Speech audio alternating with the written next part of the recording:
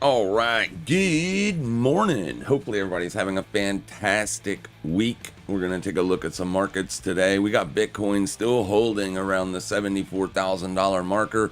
MicroStrategy's cost basis or Strategy's cost basis has dropped down to $75,577 thanks to a $1 billion purchase.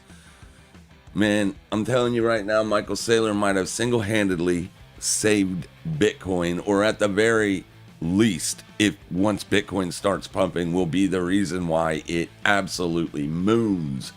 Would you look at the volume that is coming into STRC?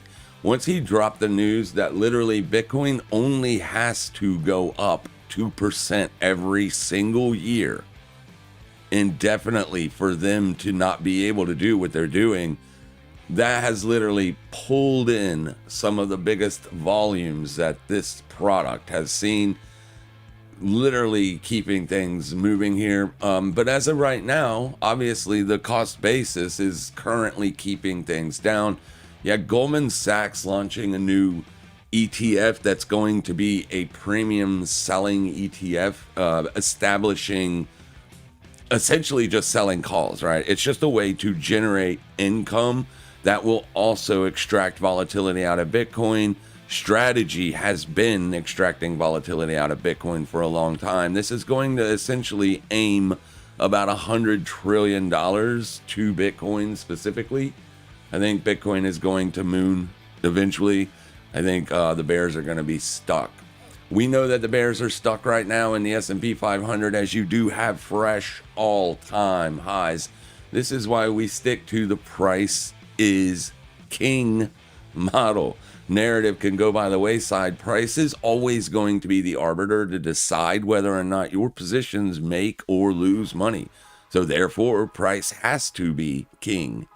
So you can have a bearish narrative, but S&P 500 is setting at fresh all-time highs. All right, here you go, NDX. This is tech, right?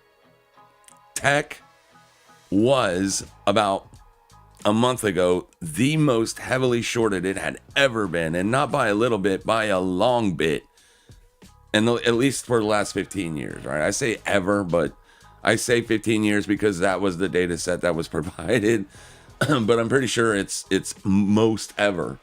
And now you're actually seeing what I was talking about and what I have been talking about for the last 2 weeks. Everybody is literally so bearish, I almost have to be bullish, is what I've been screaming from the rooftop. Like, the market can't, or for whatever reason, just will not go down. And for that reason, something has to change here, or something will change. And bam, it has. Even though oil is still elevated, you actually have a scenario right now where S&P 500 is literally squeezing shorts, and the dollar is kind of just holding support. The dollar is actually up today on a day where Fartcoin is up. I mean, there's a massive correlation on the daily chart between Fartcoin and the dollar, or an inverse correlation. So either the dollar is lying and it's going to roll over at the yearly opening range, which is where it is currently testing right now, or the dollar is going to break out and then Fartcoin will be the liar. Either way, there is something to watch here. Fartcoin is right now tagging or making a fresh daily high. This will be the third fresh daily high that's happened since midnight. You do have bullish deltas down here as well. So I don't love the idea of the short, obviously, when it's bullish like this and it's not, signaling that it wants to roll over. However, the dollar is also up. So we have this scenario where we can potentially short Fartcoin here. And if the dollar rolls over, we will most likely get stopped out. So I'm going to put that trade on here in just a little bit. I want to give it a little bit of time and a little bit of room. Hang on, I forgot to do that. Let me get that level up on the board here, as this is a fresh liquidation. Like I said, it's been going up. The deltas are suggesting that it's going to break out and have a nice move higher. So the short trade isn't the best trade. right? I have a bullish bias on Bitcoin. We've been trying to get long Bitcoin all week, but I got long yesterday on Bitcoin, so that trade is still open and never did get stopped out. If the dollar breaks to the upside because Bitcoin is still correlated to the dollar, then, we'll see what happens, right? That's all we can do. All we can do is see what happens, put positions on, and then let the ones that don't get stopped out run. Because trying to predict what price is going to do is literally impossible. But anyways, hopefully everybody's having a good day. This is what we're going to be watching today. We're going to watch Fartcoin and Bitcoin. The risk markets, obviously, I would not be trying to get long to try to catch the short squeeze because they are so overbought at this point. Like you're tagging overbought levels here. Overbought can stay overbought for a long time. It's not a reason to take a short. It's just not a good area to look for fresh longs unless you're scalping. If you're scalping, that's different, right? Because you're only looking to get in, extract 5 or 10 points out of the S&P and then jump out. You might be able to do that, as a lot of people are stuck. And yeah, I mean, this thing is ripping. I don't know what's going on with this platform. I just did an internet speed test literally before I went live, and this is the result of that speed test. 231 megabytes per second download with 37 megabytes per second upload. That is extremely fast internet. There is no reason why this platform should be lagging the way that it is, but it is. So we'll see what we can do with it. If it wants to be like this, I'll just switch to the internet browser. But yeah, I mean, fantastic stuff here. Fresh all-time high breakout. You're trading at a 701 spot. Oh my gosh. If I would have told you 3 weeks ago that the SPY would be setting at fresh all-time highs in 3 weeks, you would have told me I'm a dumbass. You are so stupid, bro. The world is falling apart right now. Oil skyrocketing. We're about to see a Great Depression like never before seen. There's no way the S&P is going to be setting at all-time highs in 3 weeks. Well, that's the power of a short squeeze. Once that squeeze starts happening, it's off to the races. That's what we want to see start to happen on Bitcoin. And for whatever reason, it has not been able to do that yet. But honestly, once that starts to happen, Saylor has locked up the supply. So the move higher would be supply driven. Now imagine a supply driven short squeeze with massive investment happening at the same time. Then retail realizes that they've dropped the ball again. They've been short when they should have been buying. Imagine, like, it could be a short squeeze that looks like the Bitcoin of old. Oh, that would be so beautiful. It would be amazing. We're here for it. Either way, if it wants to make new lows, we'll short it. But the overall bias is this thing goes higher. It goes much higher. And in 5 years, you can take profits or just keep accumulating. It's up to you. Just do it with an amount of money that you can afford to lose. As always, when we trade, we understand the risks associated with trading, with trying to predict markets. It's not a very easy task. So essentially, my main thesis, since I've been trying to get long Bitcoin all week, I'm still obviously thinking that Bitcoin is probably going to break out. I'm concerned because the dollar has also had a big move this week down. It opened lower and then just kept going. It blasted right through the yearly opening range, but it has since stalled on that move lower. So I'm kind of wanting to see what the dollar does here. I don't really have a very good bias today when it comes to the markets because either two things can happen. You know what I mean? Bitcoin could pull back, look for a potential midpoint weekly retest, or, the DXY could fall here and start to head lower again. It doesn't look like it wants to. That was a pretty strong bounce off of the March open. The March open is an objective potential support zone. It's the March open. So price traded right down to it, and that's literally what caused the bounce. You did not make a fresh monthly low. So it's a higher low. There is still 14 days left on this monthly candle. I wouldn't suspect that the dollar bounces here and goes back to the upside. Not when you have a double top and then a potential rejection from that double top in a pretty macro bearish market. Like the dollar positioning should be more bearish than bullish right now, just based on rate cuts. The market is pricing in, or back to pricing in, 2 cuts in December. So, you know, rate cuts are typically looked at as negative for the dollar, and we'll see what happens with it. Massive resistance. It's testing massive resistance right now. So I don't love shorts. I think a lot of people, because I look for shorts most of the time, think that I'm a perma bear. That is not the way it is. The short trade that I'm even thinking about today would be basically a hedge against the long that I have open on Bitcoin. Right? I'm not getting short because I think the market's going to roll over. I would be looking for the short specifically just to hedge the long only trade that's open right now, instead of just taking profits on the Bitcoin trade and calling it good for the week. You know, it is what it is. I try to take positions every day. So I think the best trade to be today would be like a euro dollar long or a USD JPY short. Even though it doesn't look like a short, it's into resistance here. Let's pull up the near term. Let's get the resistance pulled up and then pull up the near term. Bam. All right. So yeah, it doesn't look good on the 8-hour. 12-hour looks okay. So basically what the market's trying to do right here, there's, you know, it could roll over from here and head back lower. This is a big tail or a big wick on that candle, which looks like bullish pressure, right? I mean, it does look like bullish pressure, feels like bullish pressure, but we're going to watch the near-term charts. So if it struggles here and starts to trade away from this level, we're going to look to open a short and maybe take profits down at like 158 or 158, 763. Sorry, the first price was 895 and then 763.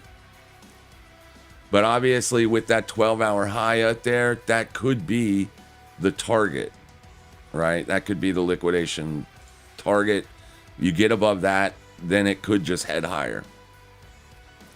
So, I mean, very choppy dollar makes the markets choppy. The dollar's been choppy for a year now, so we're used to it. We're very much used to it. But Bitcoin does look okay here. It is starting to wedge up with the strategy cost basis. But you do have an underside trend line here. In terms of the April range, Bitcoin looks good. It's been going up pretty much all month. You have an ascending trend line right there. Your April VWAP is here. The blue line, that's your volume weighted average price for the month of April. Price is well above that. And then your weekly volume weighted average price up here. Price is still currently above that. So I know sellers are selling here. You know what I mean? It is a good place to look for shorts if you think a pullback is going to happen before a breakout does. Then you're pretty much at the area where you would want to be looking for shorts. So I think essentially what's going to happen is one is going to move up, the other is going to move down, meaning the dollar and Bitcoin, as they are so inversely correlated right now. If you look at Bitcoin, well, let me go over here. This one is where I actually have that indicator. Let me show you what I'm talking about. So if you focus on the blue line, this is the correlation coefficient with the DXY. The neutral line means there is no correlation. The top line means they are 100% correlated, and the bottom line means they are inversely correlated. So there's a like 95% inverse correlation right now with Bitcoin and the dollar. This is why we're so heavily dollar focused. Now, Bitcoin broke its correlation with software last week. So what we do want to start seeing soon on the daily time frame, because this indicator is going to change depending on time frame. So every time frame is going to have a different correlation, but we like to stick with the daily correlations, as we are day traders or day scalpers.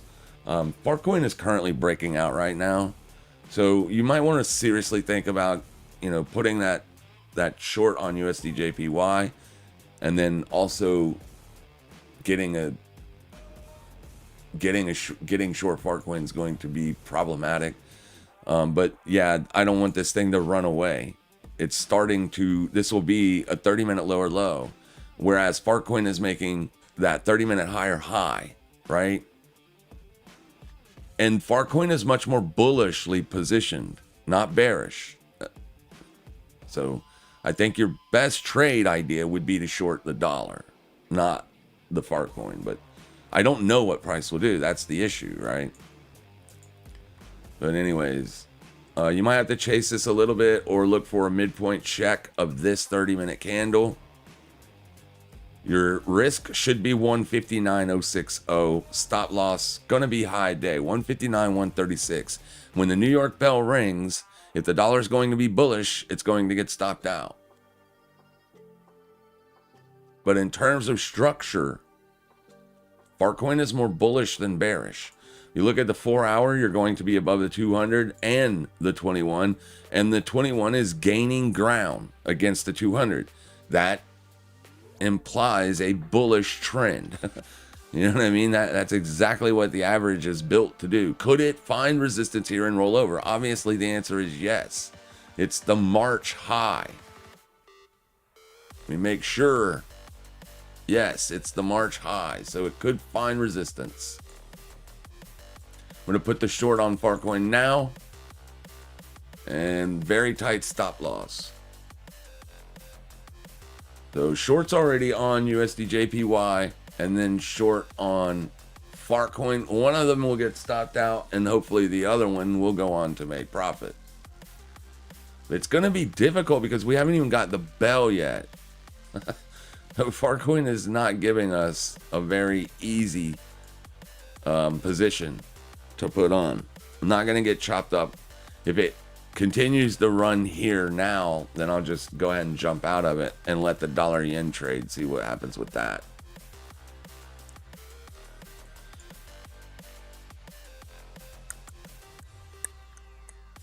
Yeah. All right, so yeah, that's what we got. Dollar's testing yearly opening range as potential resistance, and then Farcoin's testing the last month high as potential resistance. Bitcoin is currently moving to the upside. You are back to up on the day. I was looking for a retest of yesterday's open. It didn't quite get down there. As you can see, it turned around right here. That's pretty much when I announced one could take a small short or a small long on Bitcoin. I'm trying to find that post.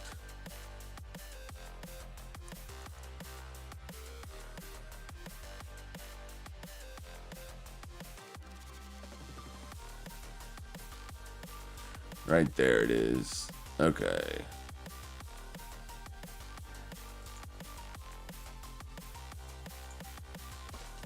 Right there. 7:35 a.m. Bull slightly in control. This little dip could be a long. That was right here. I don't like buying into resistance. Obviously, we're talking about the overhead strategy cost basis. There's not much room to even get up there. You know what I mean? It's less than 2% away.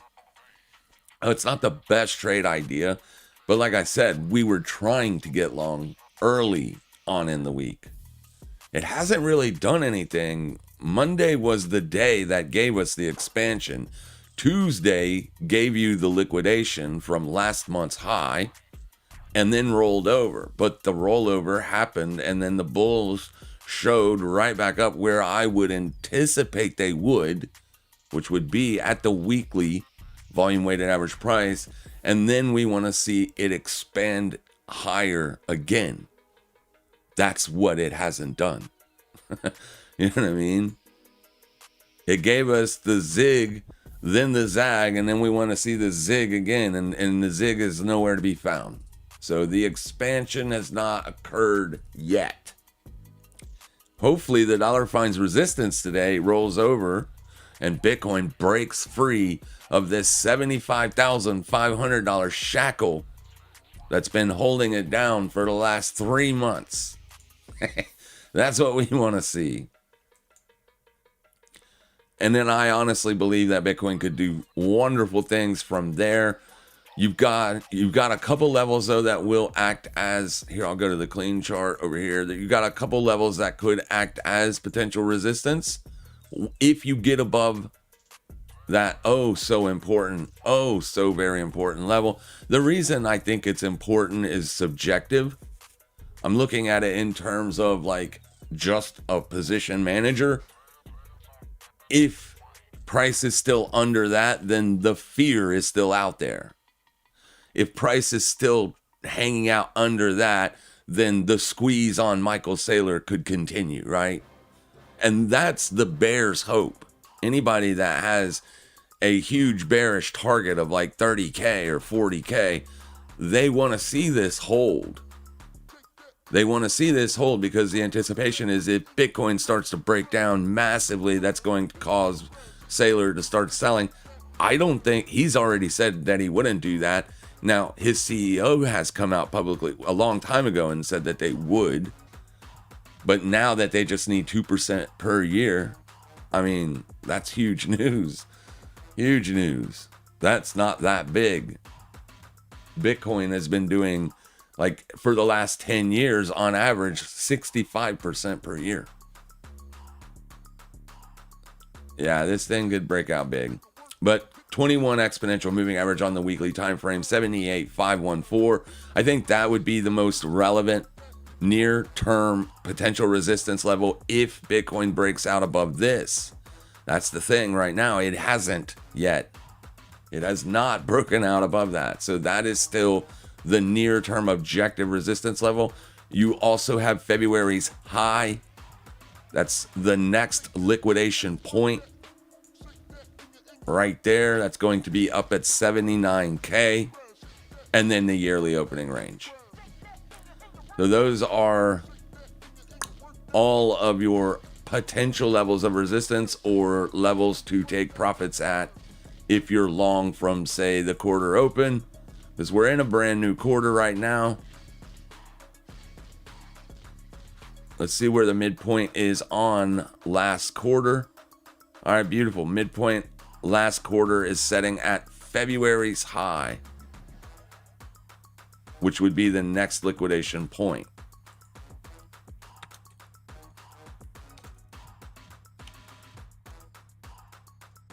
Oh my gosh. There we go. Feb high, Feb high. So those are your massive levels there. So those are going to be the levels that people are looking to put positions on and around, essentially. Your job as a trader is just to put risk on at those levels as well, or put risk on in front of those levels and take risk off when other people are putting risk on. That's why I've had a long side bias. I think it would be better served as a take profit target instead of a put a new short on target. Well, we'll see what happens. Good morning. Good morning, LMG. Good morning, Ivan. Good morning, Janet. Good morning, Jewelry. Would you short XRP here? If it looks anything like Farcoin, the answer is no. You know what I mean? But let's go look at it.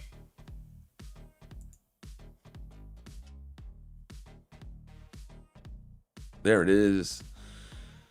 It's up 2.2. It's up 2.72%. So no, I mean, this looks okay, but it's currently breaking out.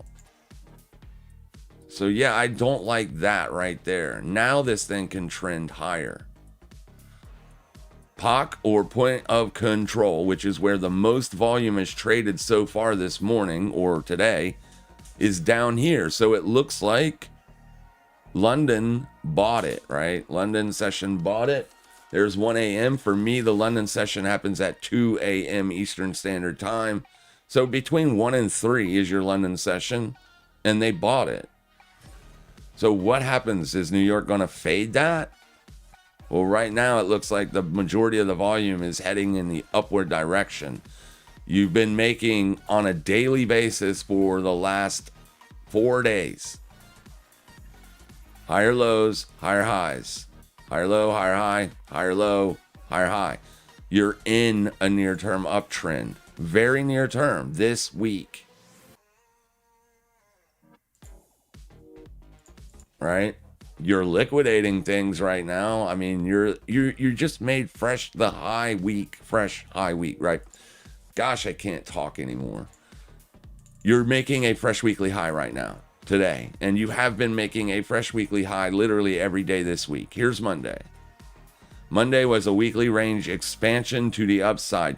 Tuesday was a higher weekly high. Wednesday was a higher weekly high. Thursday was a higher weekly high. There's no reason for me to accept or anticipate that to change.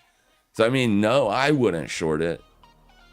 Unless it was like a hedge to hedge off so that way I wouldn't have to take profits on a long or something, then no. Like, I don't see any real reason to short it, but it could roll over here. I have a 236 up there. I do not know what that is. Let me go see real quick. Doesn't appear to be anything.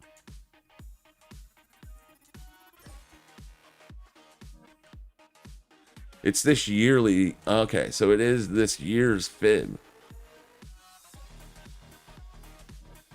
So 2026 fib. It's the 236. Though it has been weak all year, right? It could hold again.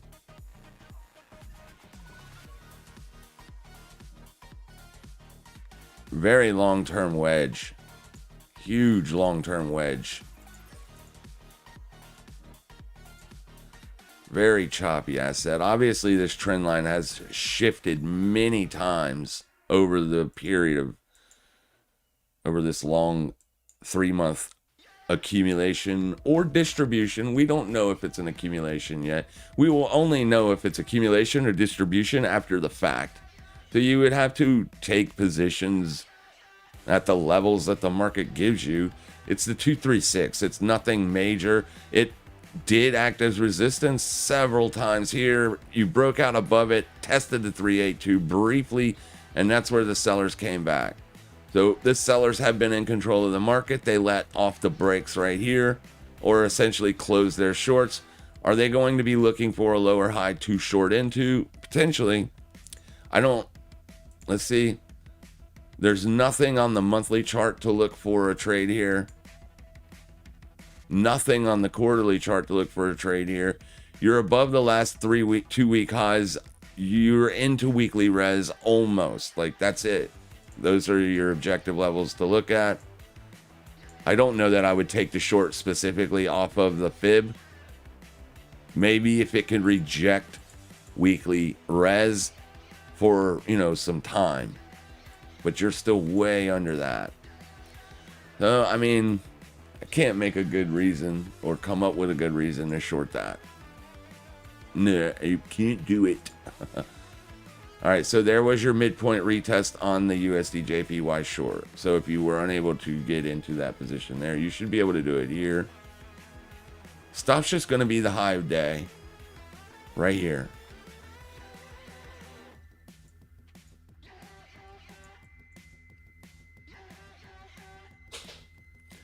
Let me go look at this on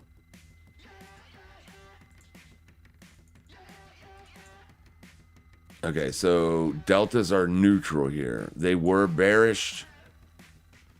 Then the bulls picked it up off the lows. The neutrals are trying to break out bullish here. And then let's go look at the session volume profile. You are seeing a pretty good buildup up here on these nodes. Now the buildup could be either bulls or bears. We don't know. But I typically don't want to be getting short if there is no activity at all happening on the highs. There is activity happening up here.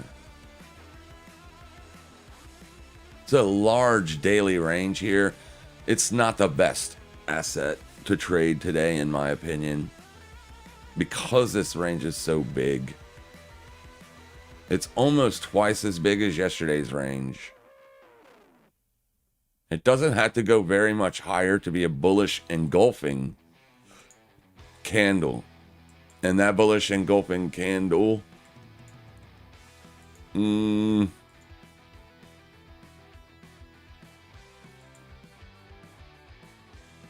my gosh, man. Jeez.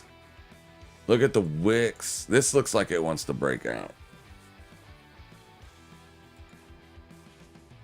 Yeah, this looks like it wants to break out. And it's been chopping sideways with all of these underneath wicks. And the day has completely reversed as well.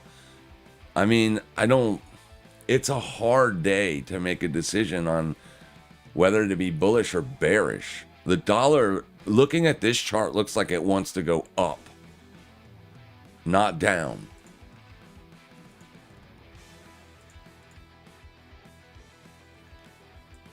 You're making higher lows.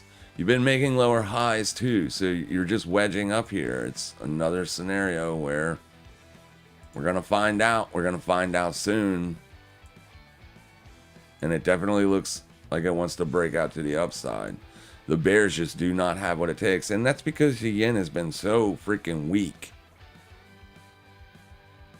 I can't imagine that people still want to buy this product knowing that the BOJ is going to potentially intervene. And we don't know when or where, right? So like buying at 159, what would your price target be? 160 is where the BOJ intervened last time.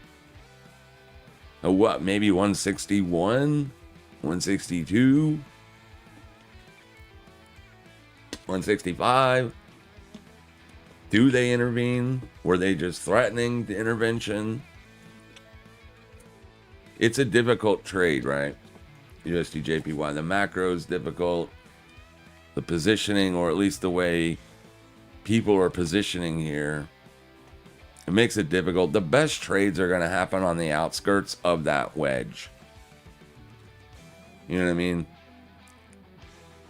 So what we can do is say maybe the sellers are here and they're willing to stay put as long as USD JPY doesn't break out above 159. If it breaks out above 159, I don't want to be a seller anymore. It's simple as that. You know what I mean? And the sellers were here earlier. They backed off. I was looking to see if there was an objective support down there that like maybe caused it to bounce so aggressively. There really wasn't anything. You were nowhere near last week's low, but there's that week's low. So that's essentially what they've done, right? They've pulled off their positions at the prior week's low.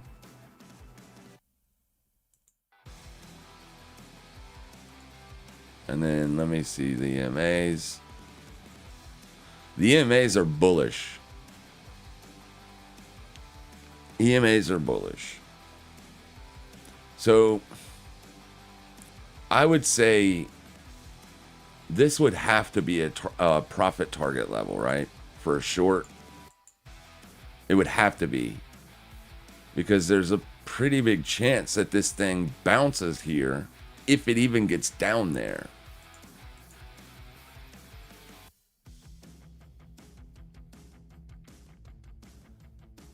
The bell rang 8 minutes ago. We're not really seeing anything just yet. Bitcoin coming off now. Okay, so Farcoin coming off at March's high a little bit. Still not seeing continuation selling yet.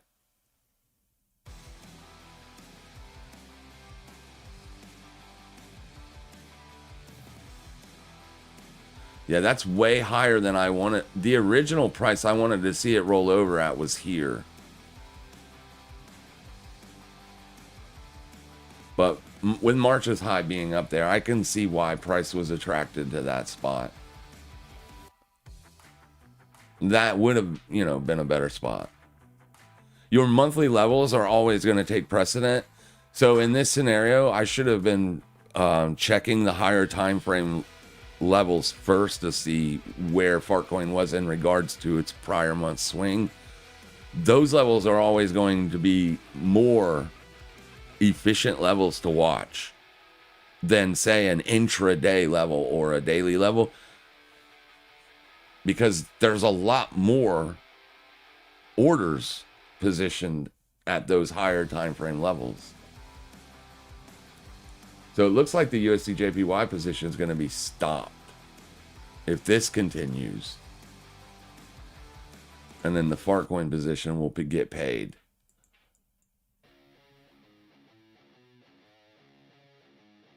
But Fartcoin still looks very bullish on the 4-hour. Very bullish. In fact, you're well above everything up here. This was a breakout right there. This breakout above resistance. That's your highest 4-hour close since this massive wick. The Fartcoin could pull back all the way to 2150-ish and still stay bullish. So let's mark that. Under this, the short will start to feel much better. You don't pull back down here, this is still bullish. Bitcoin is pulling back nicely as well, but that's your day low. Yesterday's open might get tagged here today. We'll see. So far, it hasn't even turned blue yet.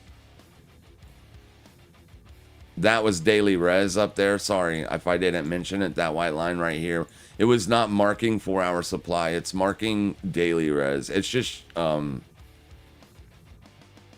today's open, essentially.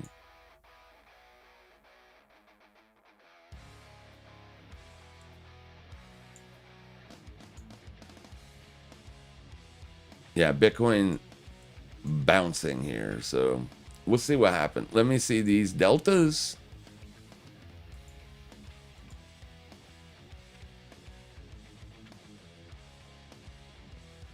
Yeah, a lot of volume here. It's a lower high on the day.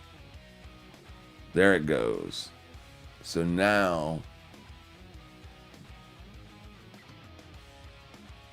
my long, because Bitcoin hasn't gone anywhere, my long is not in like that much profit.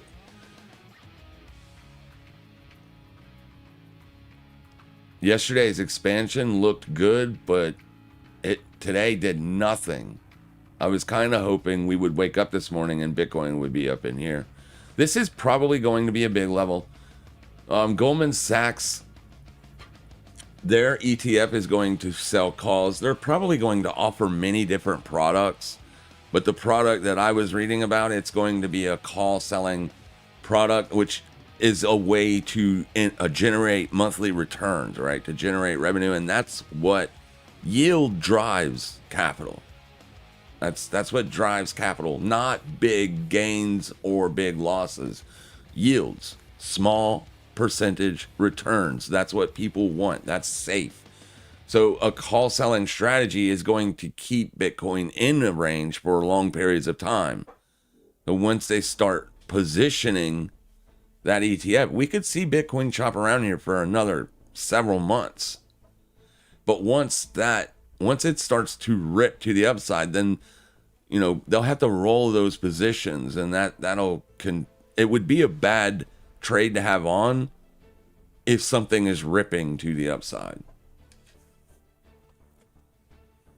But they're also going to offer a spot ETF where you can capitalize on the big upside moves and things like that. This could end up being the resistance that lasts for a long time. But long term, like 5-10 years out, I am so bullish on Bitcoin. We will still short it on an intraday basis, occasionally. I think shorting something that is useless is better than shorting something that has real world utility, real world value. Whether, I don't care what that value is either, really and truly. Like, it can be value derived by a savings account or growth, whatever. It doesn't matter. But if you're looking to short the crypto market, I think you'd be far better off by shorting an alt that has no use case, like a meme token that was invented for the lulz. Like, those are better to short. Except for in a bull market, obviously. I don't know if you guys noticed Rave the other day, but that thing went all the way to $20. Massive short squeeze. All right, USD/JPY still chopping around here for the first 30 minutes of the US Open.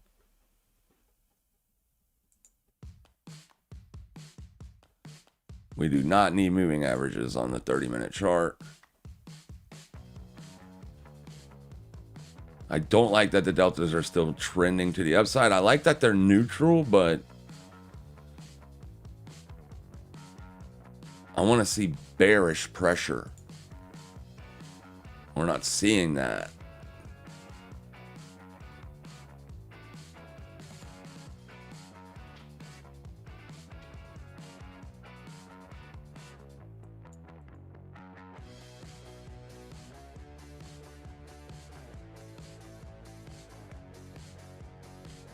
Not seeing heavy bearish pressure here either, but it is trending with price.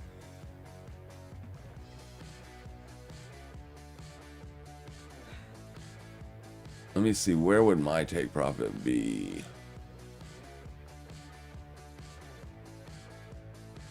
About the size of a move that it's done now, it needs to do again. So roughly about 2077 would be primary take profit.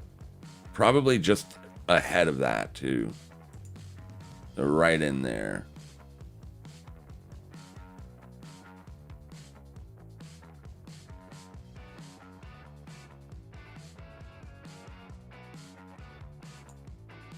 That looks wrong. It's right. Okay. All right, so session volume profile is not really helpful. It's pulling back, but there is no volume nodes up there, no large volume nodes.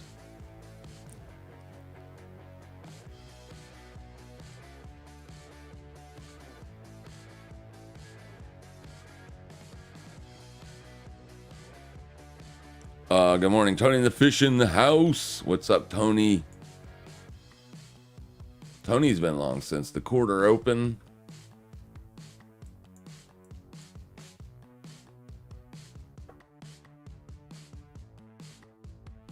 Yeah, we're not really seeing a very active market. Let's see, S&P pulling back? Not yet. Not yet.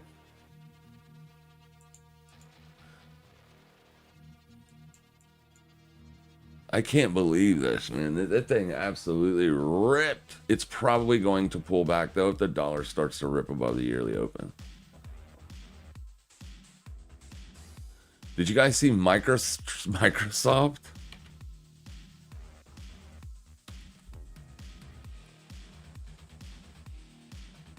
Microsoft ripped also.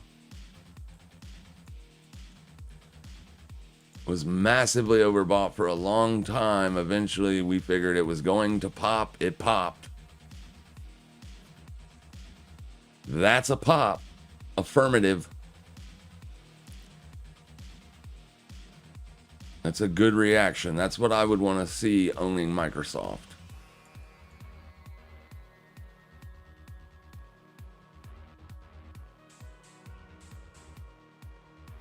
If Michael Saylor fixes the money, man, it's giving people a way to generate more than 8-10% yearly,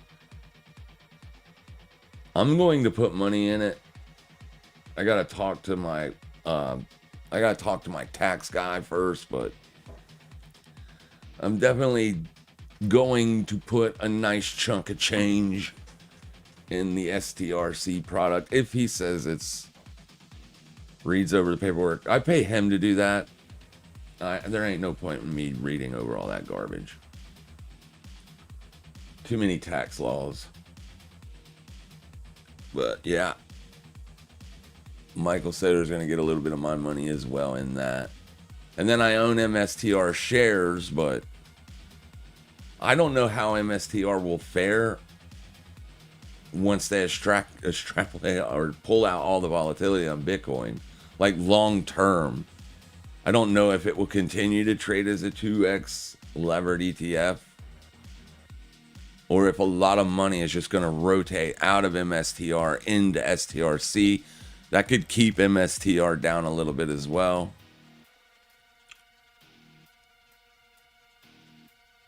Long term, I definitely want to own a few shares of it. Tesla pulling back today.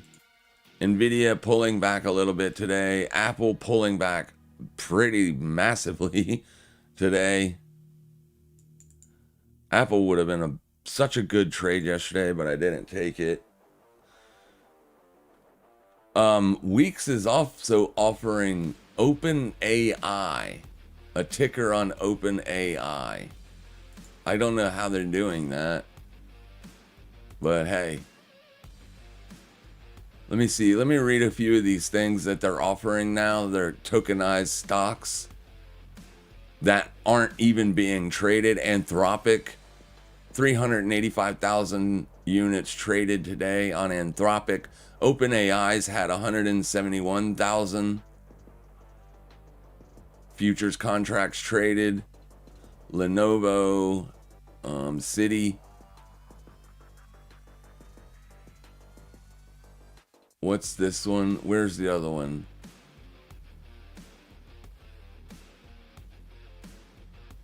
Also, one that I am very interested in keeping an eye on. Deep Tech USDT, Poly Market, Endural, Kalshi. Like all of these things aren't even being traded yet, but there's a ticker on Weeks. If you're US, don't worry about it.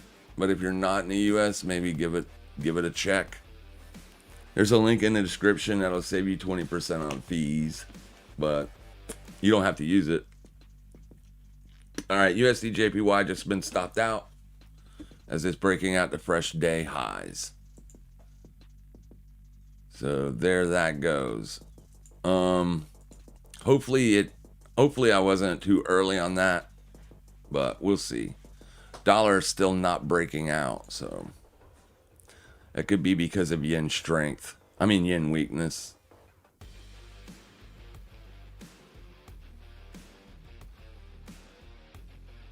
Dollar looks like it wants to break out. Farcoin's heading a little bit lower here. I would assume XRP does too. But I mean, technically it wasn't a short, you know what I mean? Neither was Farcoin. You're going to be able to take shorts though when technical signals all line up for bullish. You're a day trader. I guess you can short any high in that scenario. There were a couple levels to look at though. Yeah. I don't anticipate the market collapsing, but Bitcoin is kind of collapsing here this morning. It's all the way back down almost. If it takes out yesterday's low, I'll be stopped out.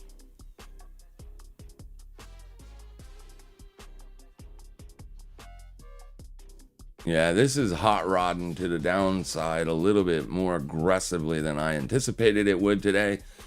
Yeah, I didn't think it was going to go lower. I thought it was going to break out.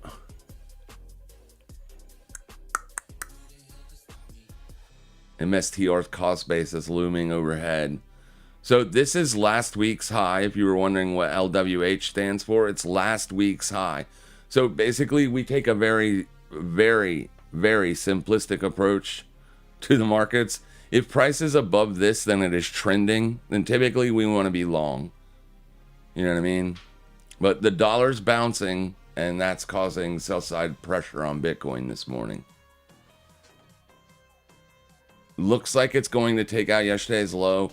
I might re-engage on a long position on Bitcoin because yesterday's low is so close to last week's high. If it can show me later on in the day that this is going to be support or potential support. Like if this is just a let's go get all the longs from yesterday, if price just wants to sniff out that liquidity and head back to the upside, I'd be okay with jumping in on it. Because the dollar is also liquidating, but it's a big level. You know what I mean? It's a big area. It literally dictates whether dollar's up on the year or down on the year. We could see some chop here. Farcoin is hitting take profits. Take profits on Farcoin if you were short.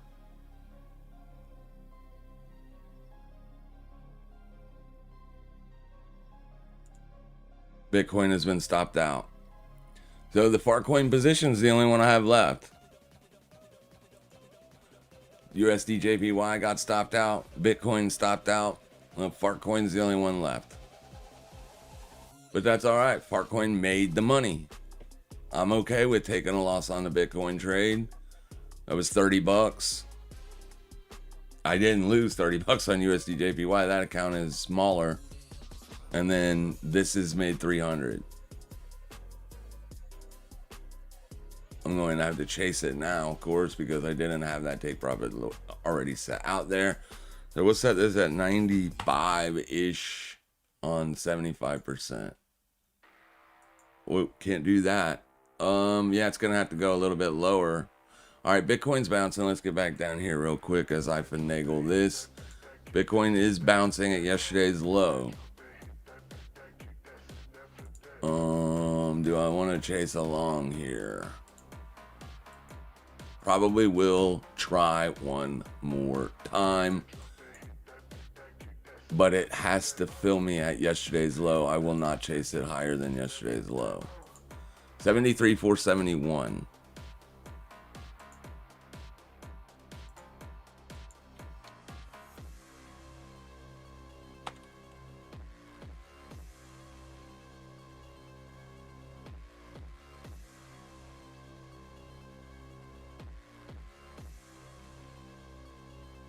All right, so limit is out. It's a very risky long. Don't take it if you're risk averse. Because it could definitely trend now. That was a 5-minute candle. One candle. Dunk. Straight down to yesterday's low. You could give it some time. You don't have to chase it. You're still under last week's high. Chances are it's going to bounce above that, though.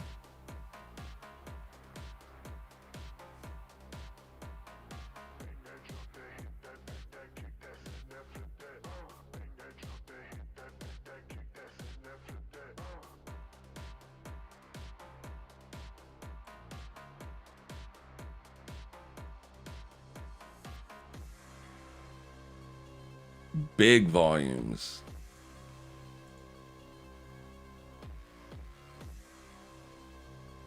Damn it, I did not want to go all the way to the 30-minute.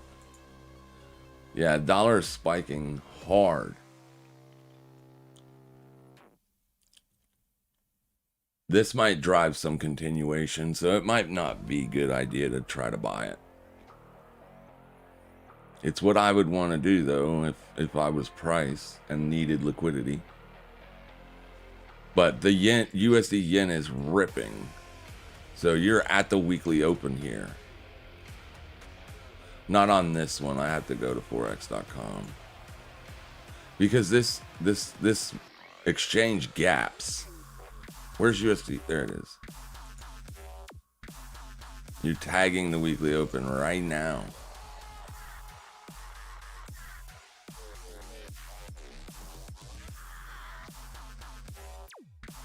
And it's Thursday.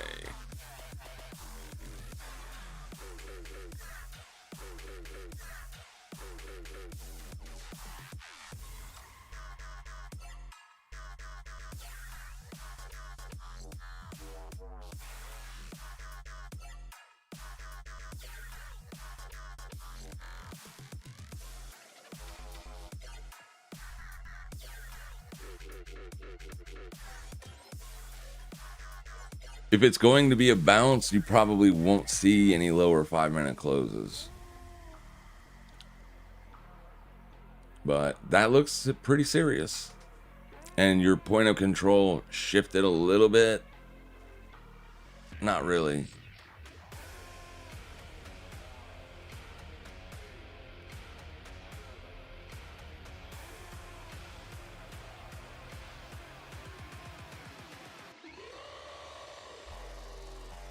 Yeah, it looks like it's being sold.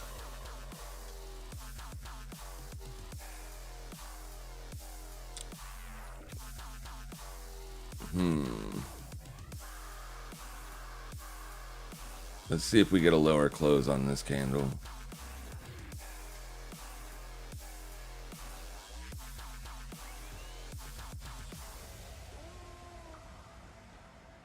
So that makes you a bullish engulfing on USD JPY on a daily. Massive bullish engulfing. Craziness ensued on a Thursday.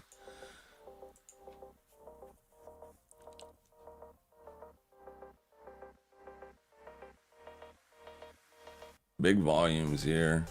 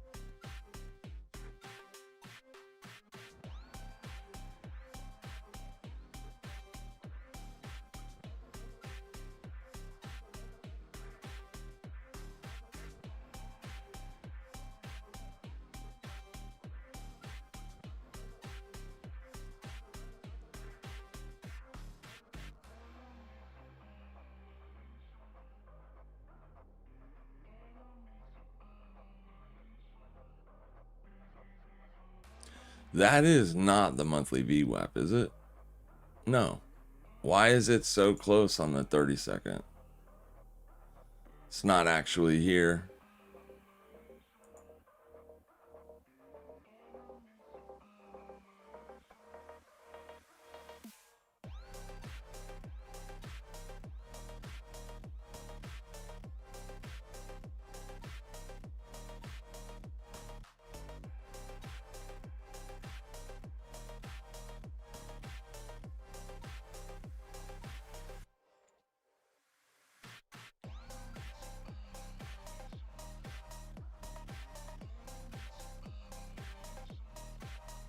Big pullback on the spot. I kind of figured it was going to do that, but it's hard to know when.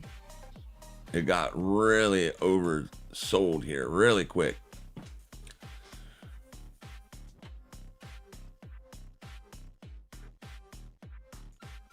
The question is, do they run it back? Super strong intraday trend, man.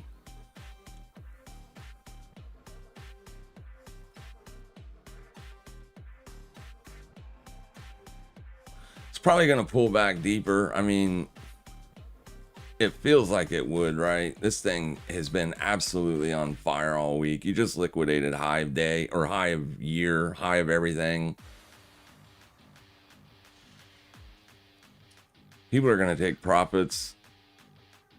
Let's see slight pullbacks, choppy action. Bitcoin not really trading at any major key levels, but the S&P 500 is, the dollar is.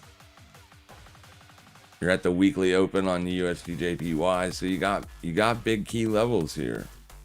Gonna see some chop.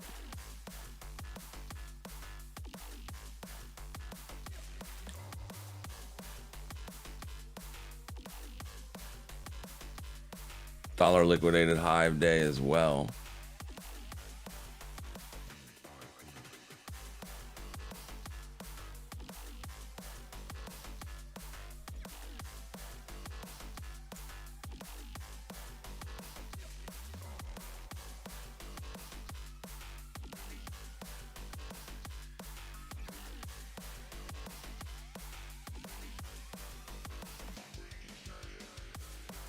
This 30-minute candle just opened.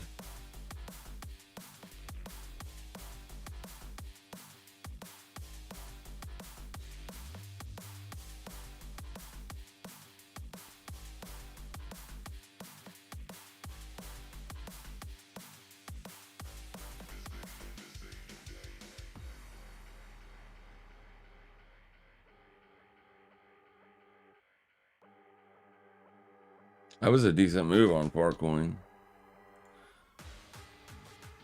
6% drop.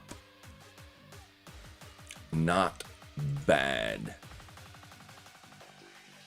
I'll take it.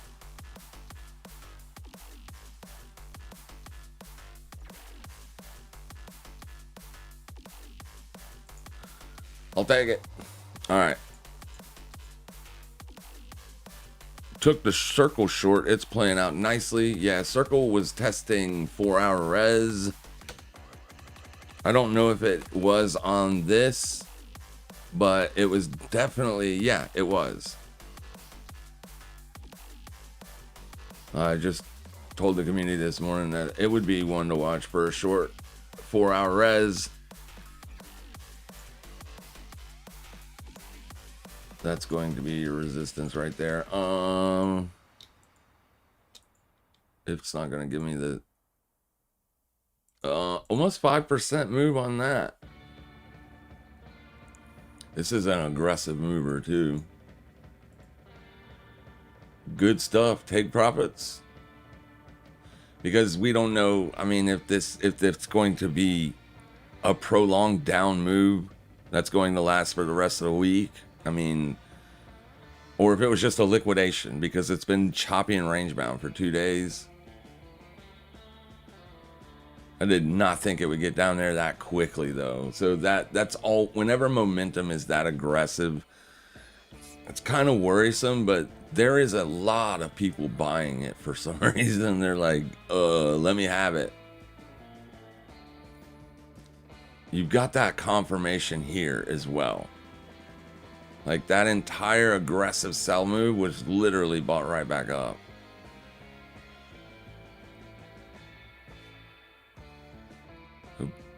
I mean, only time will dictate who's right, who's wrong. Yeah. Fresh 2-day lows. I wouldn't doubt it if it closed up here today. But it could go lower. It still looks really good on the monthly range. Longer term, this looks really good. This is just a small pullback. If you're only looking at April's data, which is there. If you're only looking at April's data, it's a very small pullback. You know what I mean? In relationship to the monthly trend.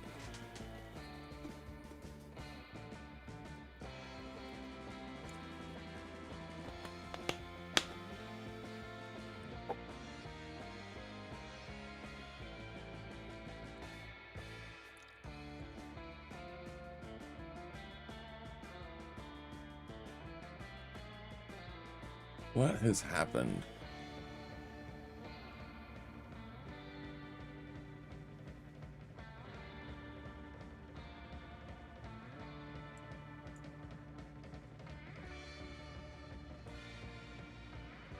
All right, dollar still just holding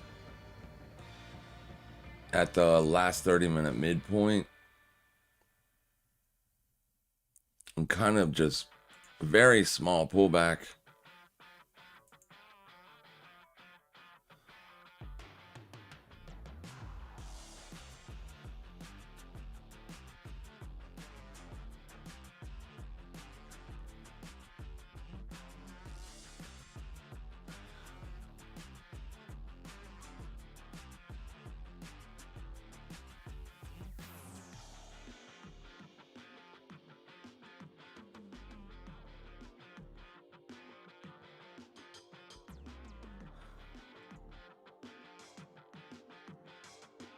You're back to above neutral on the bid.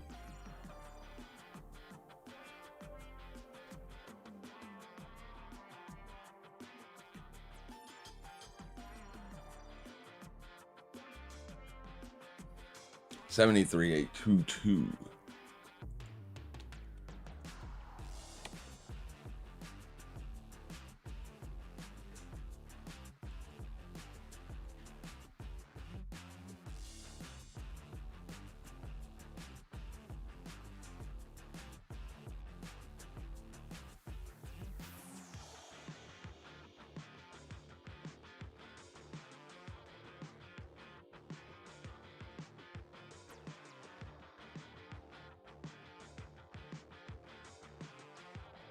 All right.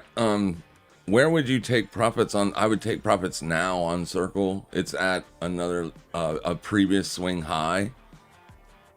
You guys gotta, like, if you're gonna take positions, you got to get that already situated. You should always know where you're going to take profits before you even ever get filled on a trade. You can't, just take a random trade and then ask me where you should close it. I'm not a money manager.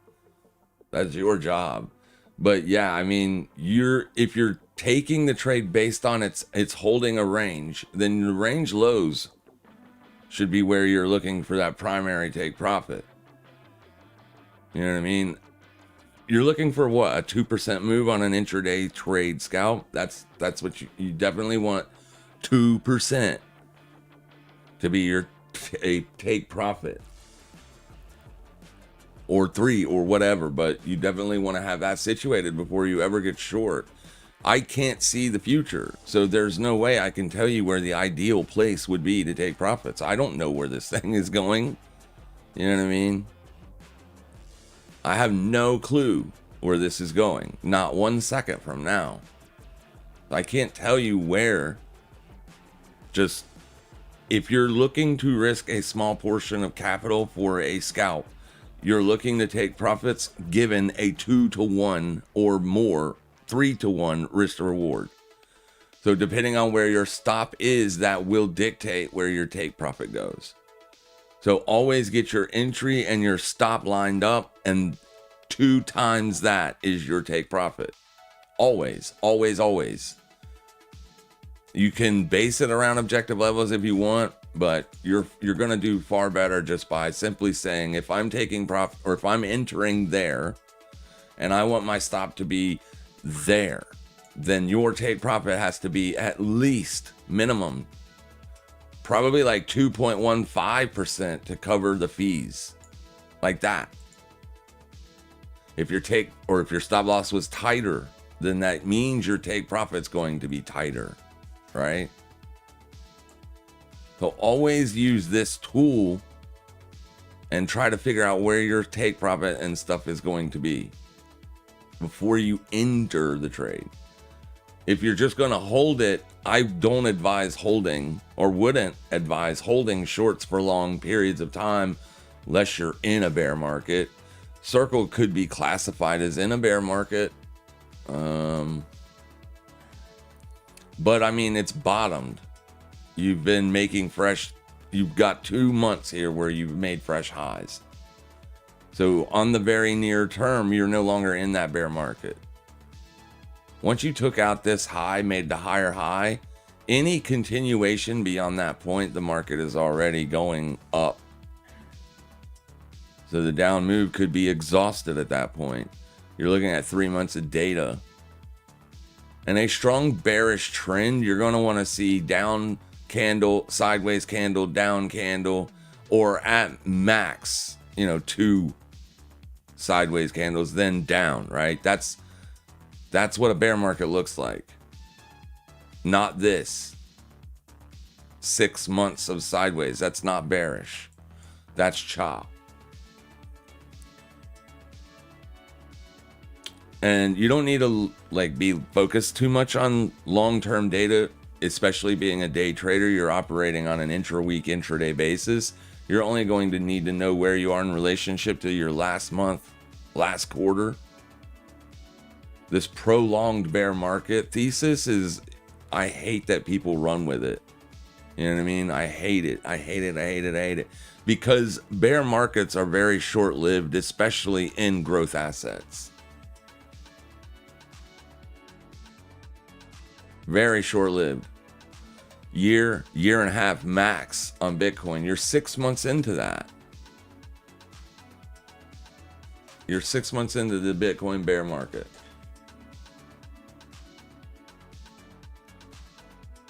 So always have profit targets before you take entries. All right. Yeah, let's look at Bitcoin long term here for a second. So back here when Bitcoin was still just a speculative issue or a speculative asset, its bear market lasted 12 months. So 1 year. I would argue that it was still a speculative asset here. It was 2024 when you started seeing firms start to be like, okay, yeah, Bitcoin's probably going to be here for the long run, so let's go ahead and start launching ETFs. Since then, we haven't had a bear market. This is the first one we've had. But even in this bear market, I mean, the really big moves kind of stopped. You had one more like serious month of expansion.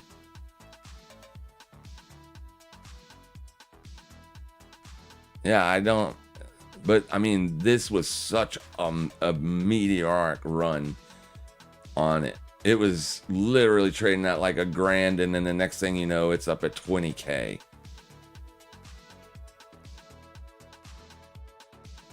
But on this asset, bear markets aren't really that long lived. This one lasted for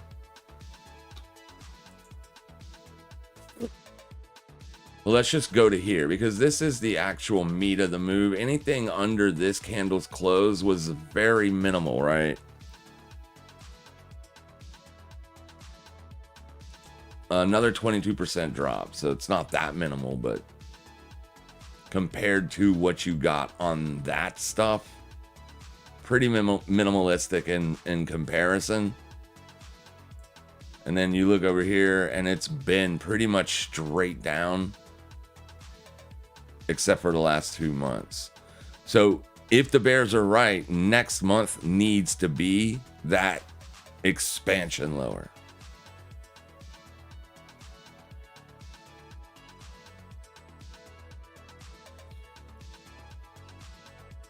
Almost needs to be. It's going to feel like they're not right. You know what I mean? Or selling pressure has been exhausted. We know that the big sellers right now, according to on-chain data and other, SEC filings, we know that the selling pressure is coming from miners. Let's see, Mara Digital, they're transferring, they're selling Bitcoin, and they're going to continue to be a Bitcoin miner, but they're also going to jump into the AI space, data centers. So we're seeing miners selling pressure and retail. We know that big money like banks and anybody that's going to offer a Bitcoin, any kind of trading vehicle or a debt servicing thing, whatever, right? They're going to be accumulating while all the people are selling. That's why you're seeing what looks like sell-side pressure exhaustion. When people are really, really fearful, that's what drives bear market selling. We're still in extreme fear territory, but that's just an indicator. I would say that most of that heavy selling pressure has been exhausted. At least that's what it feels like. Now, go 2 months ahead in the future. Obviously, wherever price is, then you'll be able to say, well, that guy was dumb or that guy was right. You know what I mean? But at least for the very near term, I haven't seen any aggressive, fearful selling. Bitcoin for the entire month of April has been mostly dominated by buyers. Right? If you're only looking at April here, look at these deltas. It's mostly been upside pressure. If that changes in the future and you start to see, like, you know, on a weekly basis, you get more down days than up days, or even if the days are sideways, you see more downside aggressive selling pressure in the deltas, then maybe, you know, you could lean a little bit heavier into a potential breakdown. But if you are going to lean into a breakdown or anticipate that there is still going to be another leg lower on price, then I would argue you definitely want to be trying to get that short position off up here in this area.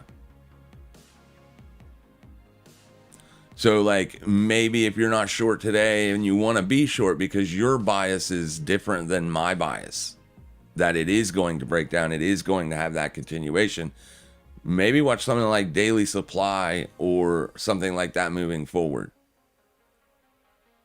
But obviously you're going to have to mitigate that somehow, some way. That's why I like to use the moving averages. Even in a choppy environment, I let the moving average dictate my bias. So if you're closing days under the 21, then I like to be bearish or looking more for those bearish scalps, and then vice versa. If you're closing days above the 21, then it's a little bit harder to be bearish, right? Because the near term is pretty bullish. Today, if Bitcoin could have a much larger down day, if the dollar breaks out above the yearly open, it's coming back down now, which, you know, it's possible that it continues to trend down all day. But if this was the buying op and Bitcoin is going to move higher, you should not see a lower close. If you start seeing lower closes and you did buy, you might want to think about closing it. You know what I mean? You're just going to have to try to mitigate risk to the best of your ability. Just make sure you're not getting chopped up and losing too much money. The dollar looks fine for upside continuation here. It did start to look more and more like this might just be, you know, that high day stop. But now you're starting to see, it looks like it literally wants to establish support here.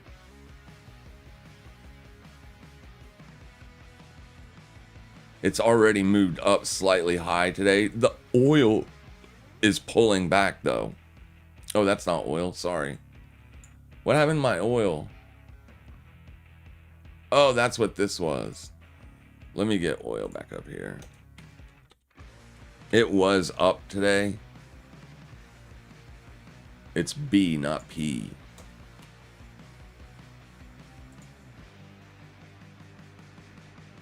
And it is moving up a little bit here. So that's where we're seeing that near-term pressure on Bitcoin and Fartcoin and all that. So Fartcoin is back down to lows, fresh lows. So take profits if you haven't yet. Just in case. And then you can leave the smaller piece on. If Fartcoin continues to break down from here and give you like a multi-day trend to the downside, then that little piece will end up paying you more than the trade you took today did. Always take profits when you get to move in your direction. It's going to balance out the bad trades you take. We're always going to take bad trades. We're humans. We can't predict the future. We have no clue what's going to do, no matter what indicators we're looking at. I thought for sure Bitcoin was going to rip today. I was hoping the dollar found resistance and rolled over because it came out the gate so weak. But it was oversold, or close to being oversold on the daily. And whenever that happens, my bias is going to not change, but at a bare minimum, understand that a pullback could be coming. The dollar does really good at respecting overbought and oversold levels. So like, I'm never going to be a big bear if the dollar's hitting oversold. Just like I'm never going to be a big bull anymore once the dollar gets into overbought territory. We're still shy of oversold territory down here. So it made it a little bit more of a more difficult day to be an analyst. I don't care about this trend line. I only have it marked out because of what it is. But you can clearly see that it is no longer relevant. I mean, I guess it is if price isn't trading under it. But so you could see that those trendline buyers showing up on the dollar here today. It is a very long-term trend line. It goes back all the way to 2011. It's a huge trend line. Like, you haven't closed a monthly candle under that trend line. Well, you did. You closed one and then it ripped right back to the upside. We need the dollar to get out of this range. I'm sick of it. Most people are sick of it. I would rather be trading with the dollar up at 98 or down at 96. Because at least then we can say the trend is shifted. You don't have a trend here. It's just very choppy, very sideways. Sideways markets are difficult. So when you're in a sideways market like that, you can't really be looking to gain a whole lot on overbought or oversold.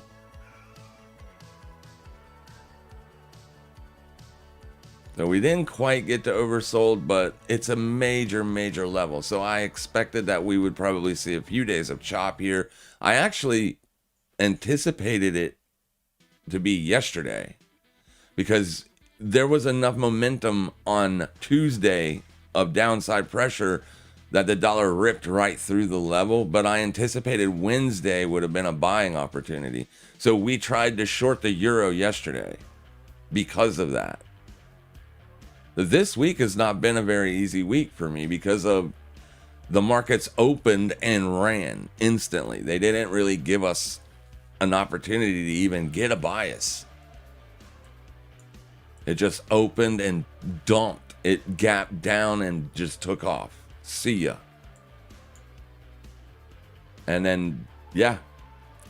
So yesterday, looking for the dollar to go back up to and retest or potentially break above the yearly opening. That's why we were looking for the short on euro, looking for a similar scenario. The euro to stop going up, pull back, maybe head back lower and test that yearly opening range. And clearly we got stopped out of that short yesterday. But now here it is today, right? So once again, a day late, one day too soon. Instead of looking for the short on Wednesday, now we know in hindsight, we should have gave it one more day, then tried to get the short. But it is what it is. Bitcoin is still holding those lows. It traded right down to that close and bounced.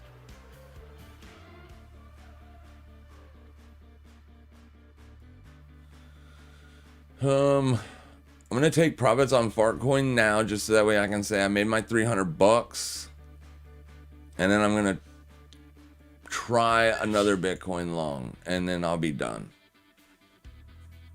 And I will have made about $225 on the day. Not bad. Not the 300 that I want to try to make every day, but close enough, right? And then if we get any further downside, like I said, for the next couple of days on Fartcoin, then that trade will end up paying more. It's a 4-hour bearish engulfing. It looks okay for downside continuation. As long as you're not closing 4-hour candles back above this price, we can get rid of that. As this is now the trading range. Moving forward. So I would anticipate some chop in between these two areas for the next few hours. But if it's going to be a really weak day, right? The next candle opens, it should just pull back a little bit and then start to find that downside pressure again. You could get another expansion lower. You could end up being down in here by the end of the day. But the dollar needs to break out for that to happen. It's still a kind of a small range candle. It's 6%, so it's definitely good enough to take profits. But you're still up on the day.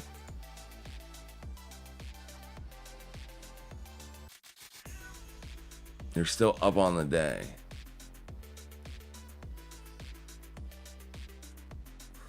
All right.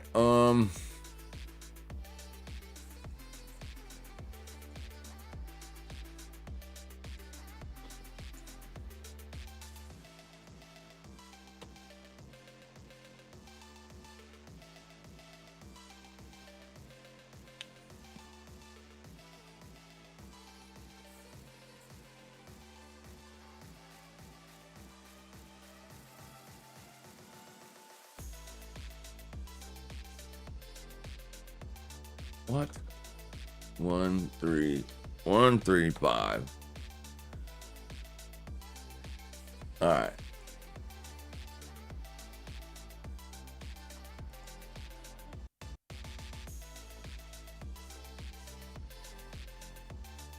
I really should. Wait, Farcoin is not a bearish engulfing up there. What was I looking at? Yeah, this looks completely different. Okay, so that's why that time zone isn't right. Oh, I'm on a freaking 12-hour chart up there. Duh. Wake up.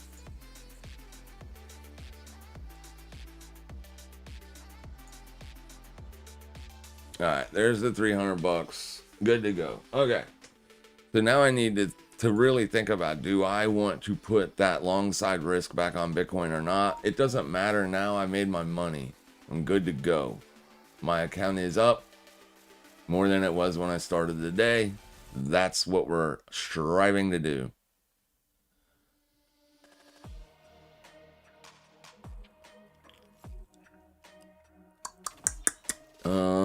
I don't want to chase it up to here because just pulling back to the low of day would cause me to be eating a stop. But here's the level that I'm really interested in. So it would be nice if Bitcoin would be awesome and just, you know, don't move to the upside too aggressively.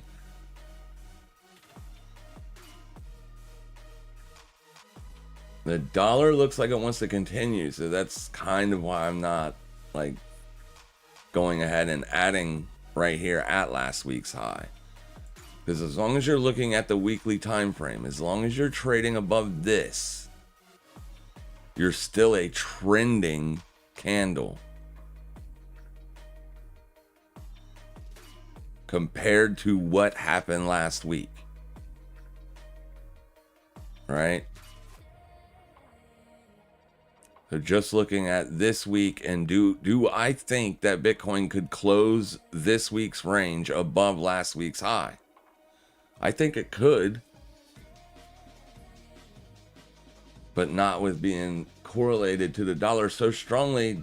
The dollar needs to find resistance at the yearly open. So it's kind of one of those scenarios where it's like, I don't know, man.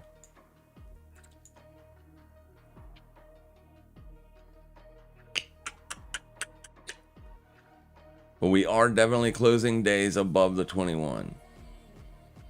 Still. So. Just kind of far from the 21.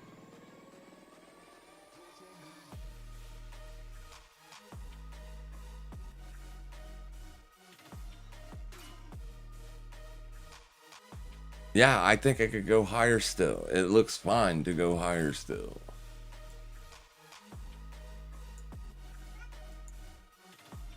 Shut up, Rastus. I have a cat that just loves to talk. Just talk to be talking. All right, Bitcoin's, yeah, it's already pulled back too much to chase it. I didn't get filled on that when it pulled back for some reason. I don't understand that. I should have been filled on that. That wick pushed lower, but I did not get filled. Oh, that's why. On the week's chart, it did not get there. Okay. So I had a limit buy right here, and you can see it didn't pull in. I've since closed it, but I don't know if I trust putting a new limit buy here.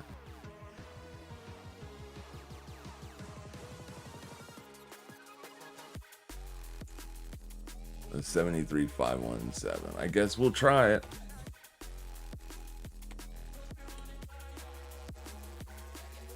And yeah, we'll go in with that. All right. 73,517.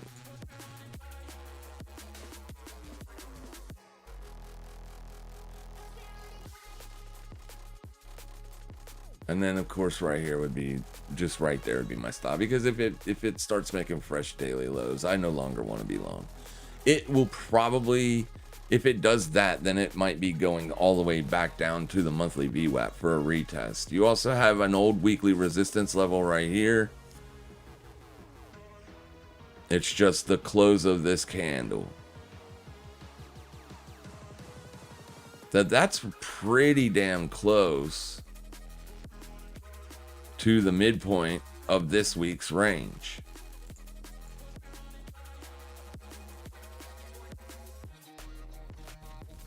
Yeah, it's weekly res is here, right? There's the midpoint of this week's range.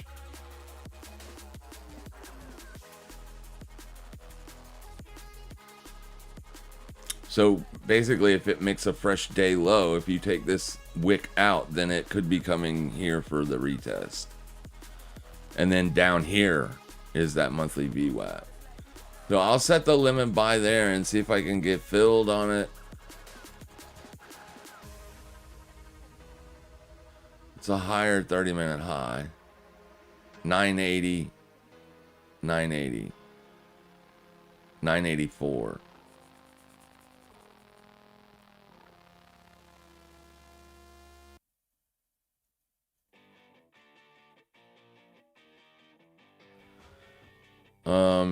You didn't close under intraday support, but that's yesterday, not Thursday.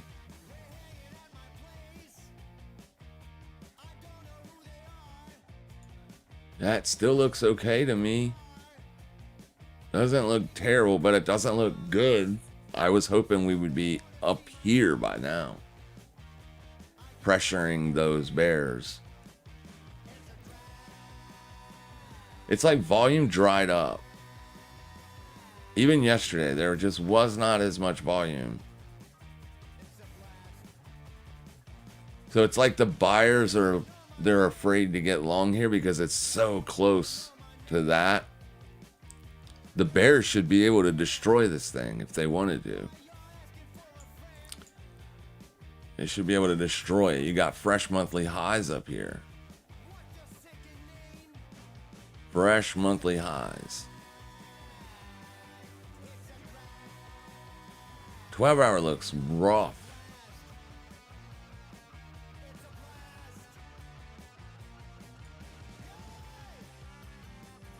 Eight-hour still seems fine as long as you're not closing under this.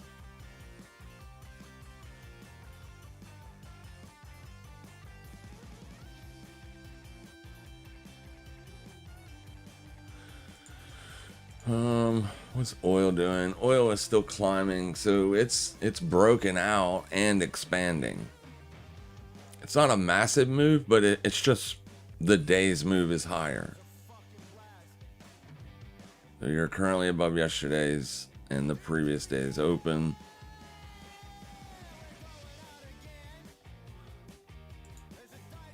Silver also pulling back. Gold doing the same thing. So risk market's just taking a hit today. Just pulling back. Apple got crushed.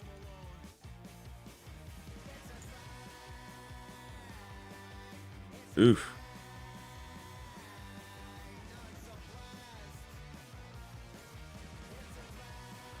But on the daily looks fine. Yeah, that still looks okay. Could this be a trap? I mean, it could be. Obviously, I guess it could be.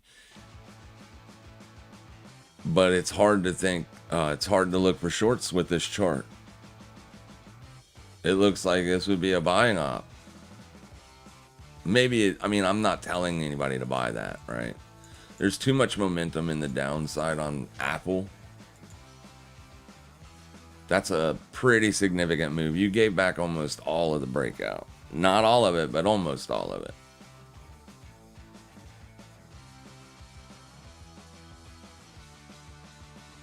That's hard to buy when you got that much momentum. Heavy selling pressure, and it looks like it wants to break down too.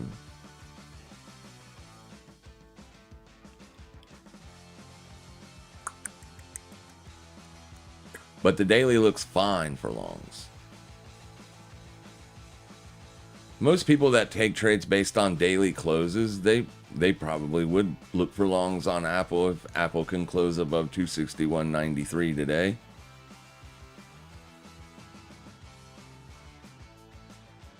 Looking for continuation to the upside tomorrow, as this would be a beautiful 3-bar pattern if Friday gives you an upside expansion. There isn't any news on Friday, so yeah, it'll just be headline risk. Kind of feels like there might have been some headline risk this morning, but because the dollar has been trading sideways for the last 2 days, I would just chalk it up to that. Dollar vol causing risk markets to pull back. They got overbought too quickly.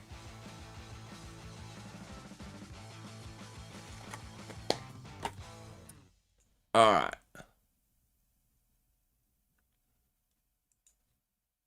Bitcoin on the 5-minute. Checking last week's high. Gosh, it would be hard to buy that. Yeah, that's a pretty deep push. What do you guys think? What should we do here? Should we buy it? We pull back to old daily support. SPX, I'll go long. Yeah, the concern with it is just it got a little bit too overbought. Too overbought, but you're saying specifically old daily support. So what? Down here? Up here? I'm not sure which old support you're referring to. Yeah, this thing is full-blown overbought on the daily. It's hard to buy a market that is literally overbought. I think the better buy would be to wait on the S&P to see if it wants to pull back. But damn, man, that would be an aggressive pullback. That would almost feel like a short. Maybe wait again for a 4-hour 50 retest. On the RSI, look at how, where is my pen? I hate when my computer does automatic restarts because I don't know about it, and then my pen disappears and other tools. Okay, there it is. Good. Let me move this over. So this 50 right here, it overshot it a little bit, but we still would have had a heavy short side bias here given the 200, right? Another trappy trap there. I mean, it doesn't always work out as flawlessly and as perfectly as that. You know what I mean? But that one's not there. So I don't know where price would be in that scenario. Maybe a yearly open retest. So maybe wait for that instead of buying a massively overbought market. Does that make sense? Maybe see if the buyers show up on that, on a higher low pullback. That might be a better buying opportunity than just saying I'm going to get long today. Because in my opinion, and don't take this the wrong way, I'm not yelling at anybody or anything, it's just my opinion, you've missed the move for this week, right? And that's where retail gets into trouble most times. They missed a big move, so now they want to try to get involved, and it's just too late. You know what I mean? Yeah, this thing might want to come back and give a 50 retest on the weekly. We don't know how deep it wants to pull back. So if we look at Bitcoin in the same scenario or through the same lens even, thank you. So like buying the lows, look at where price is right now and where the indicator is right now. So I would almost be willing to bet you with the price down here, this indicator would be damn near tagging that 50 spot, right? This is why I'm interested in buying Bitcoin. But I can't chase it all the way up here because it could just try to pull back again. And that move by itself would be enough to stop me out.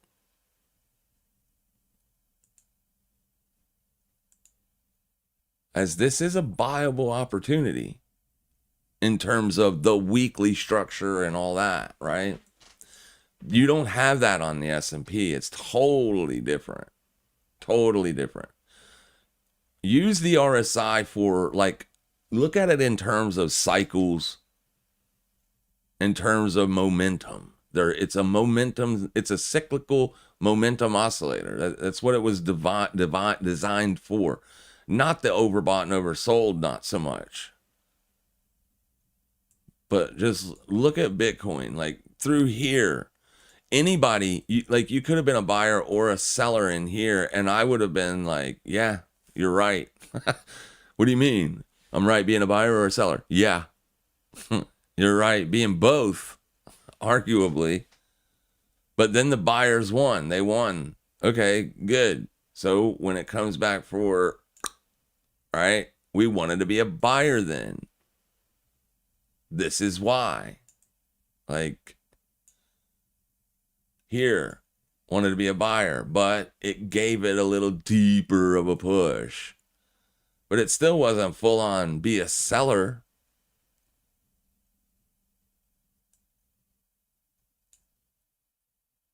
It's still buyable, in my opinion. When it's doing that, it's just a more difficult long. It's just more difficult. But here we are. And I would argue that the selling pressure is not that aggressive yet. Now, obviously, if it breaks down today and closes down in here somewhere, then that's going to change the dynamic a little bit. At least it won't be as strong of a bullish weekly trend. And you could argue that since you're still inside last week's range, or not last week, this is last week, but since you're still in like a multi-week range, a 3-month range, that this trending, this isn't even trending, that price isn't.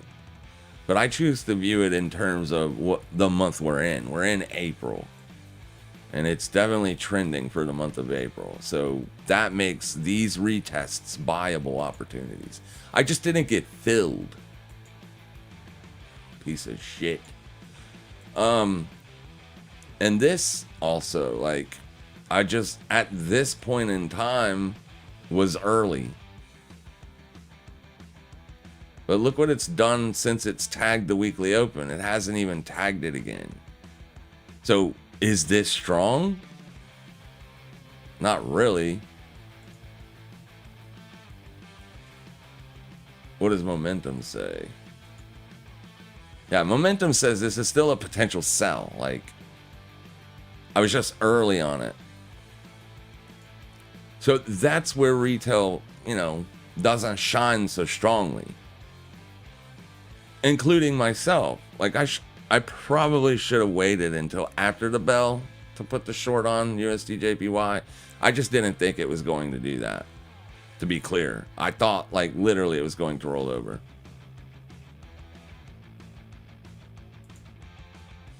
Only look at 4 hour and up if you're going to look at the RSI or use it to try to gauge entries, and try to line it up with an objective larger time frame level. Like right now on Bitcoin, I don't know if you're going to get another 4 hour 50 test, but we know last week's high is here.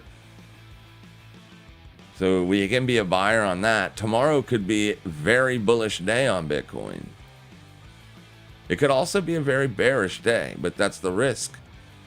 We don't know what it's going to do. We just know that it's still an opportunistic area. It's still very opportunistic here. So buyers will be interested in buying it. It's just a little bit close to resistance. But it doesn't look like I'm going to get a fill on it anyways, because it won't freaking stop going up. It's just going to go up. It's not coming back.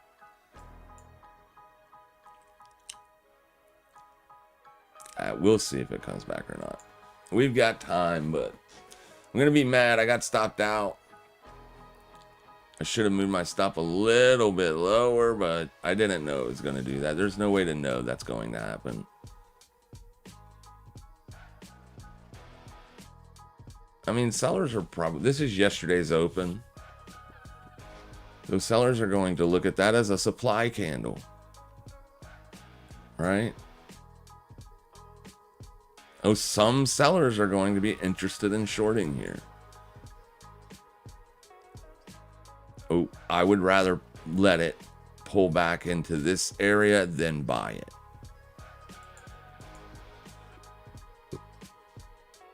So we'll see. My limit buy is setting right here at 73.559 for right now.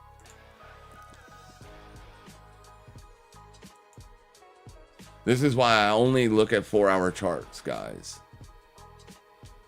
So like when I'm not live, when I'm doing this by myself, this is the chart I'm always looking at. Always. Your moving average structure is shifted here. And it is still in a viable opportunistic area. I just know that overhead resistance is real close. So it's not the greatest buying op. But sometimes we get stopped out at the better opportunities. We got stopped out Monday we got stopped out. We tried to get long Bitcoin. We got stopped out. It wasn't until Tuesday that I was able to get that long off.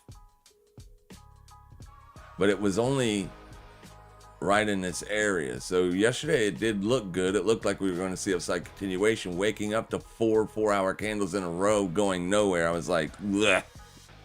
Damn it. It's not expanding. It's contracting. It's fighting. There's a lot of people taking sells up here.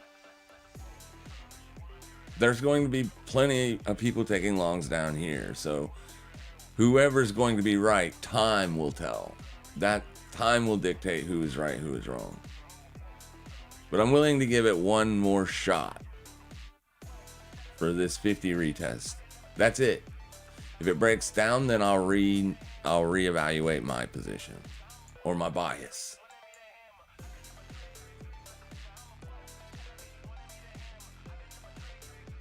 You got an old swing high right here. Maybe it wants to pull down into that, as you did kind of already, but a lot of chop. If it's going to go up, I like it to go up from here. We'll see though. I'd wait. Yep, that's what LMG says. I'd wait. DXY up. Yes, it is. We pull back to okay, there's that. Added to my Bitcoin long on the pullback this morning. 5 minute coming into resistance. Sellers already gave up 50% of New York's open move. Yeah, but I mean, they're still in control. Like I said, I mean, they kind of have it. You know what I mean? Even though that you're positive here on deltas, they still kind of have it. As long as you're under yesterday's open, it's going to look like the sellers have it. If you take a measured move off of this right here, and these don't always work out, I'm just talking to be talking at this point, because the move for the New York move happened and we were obviously on the wrong side. But if you take a measured move off of this, then weekly res is the next logical area of potential support.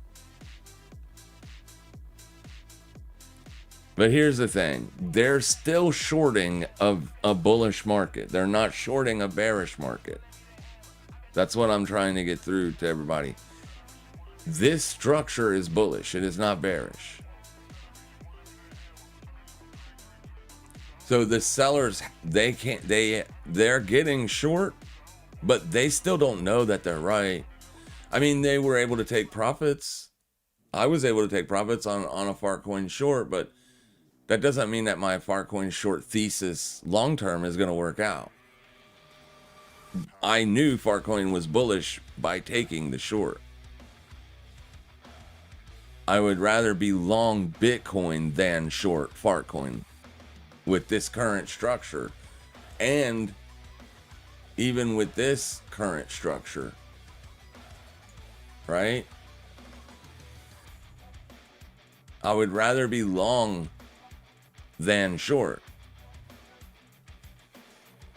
because on like the larger time frame, the buyers have been winning.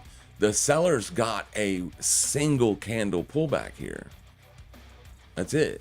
This is one candle pullback. These lows are all higher lows. Higher low, higher low, higher low, higher low, higher low. They haven't even gotten a lower low yet.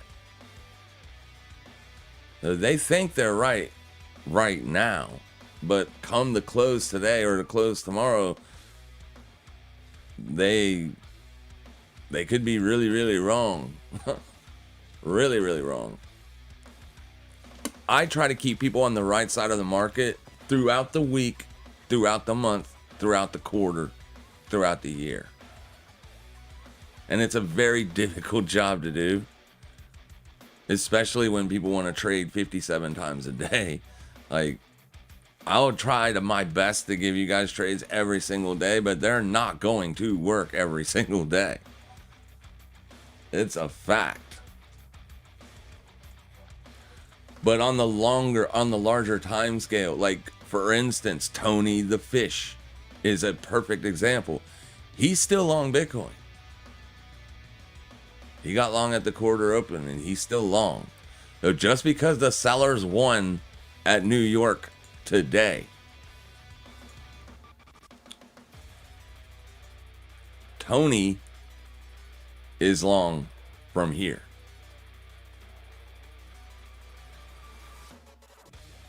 So what do you think Tony is shitting in his pants right now because of today's price action? No, Tony doesn't give two damn shits about that candle. He's in good shape. He won't have to even start thinking about taking profits on this anytime soon. Anytime soon. That's what I'm trying to do. Trying to get people positioned for that. Because those people they make more money. In the long run, you just will. The less you trade, the less risk you take, the more chances you're going to do fine.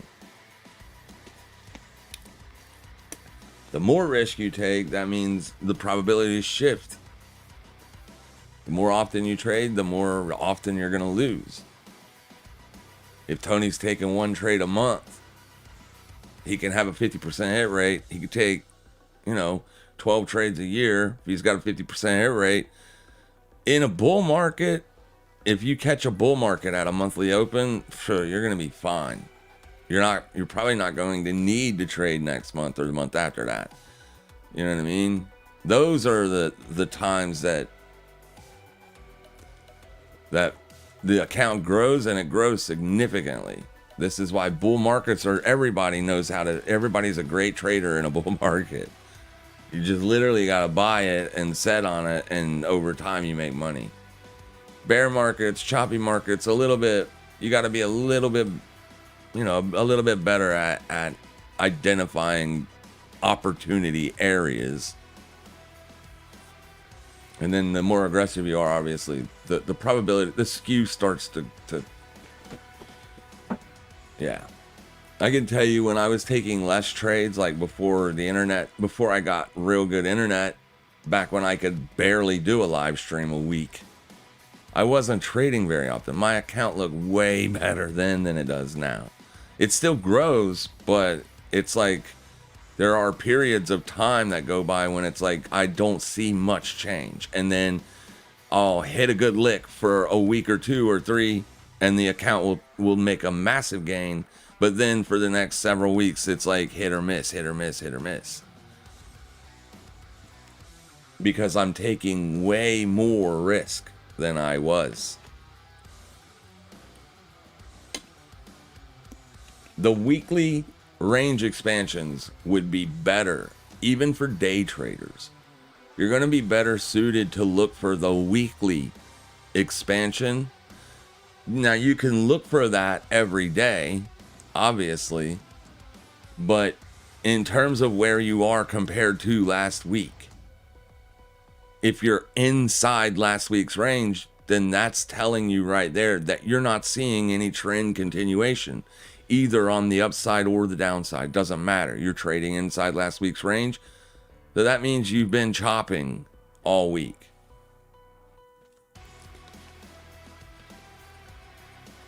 But if we look at it in terms of a weekly candle, for instance, last week was an uptrending week. All week, except for when it pulled back. So this week it opened here. It did not spend much time under the close of last week, and it took off. So real early on, like Monday, it was a really big move, actually.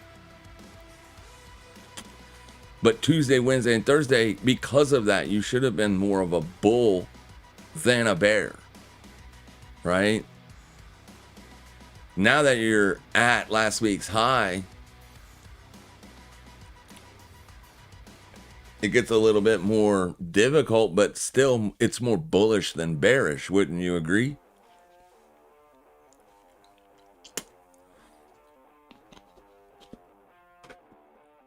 That's what I want most of you guys doing.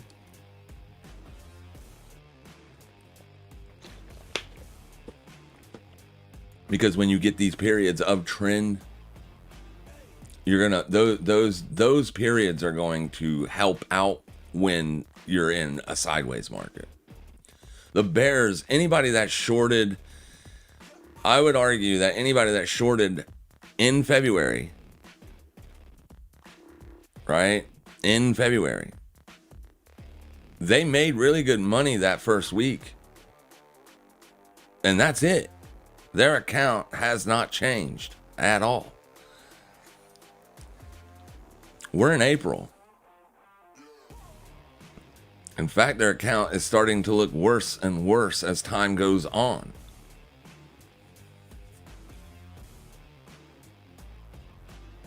That's the biggest argument that I have to be a buyer right now.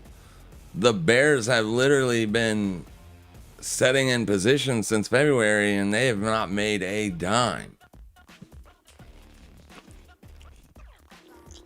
And depending on, like, if those sellers sold in March, we know they're not even short anymore. Most of them, anybody that shorted in the month of March, most of them are out, having to put on new positions. They're not making any money in the month of April so far either. The longs have been.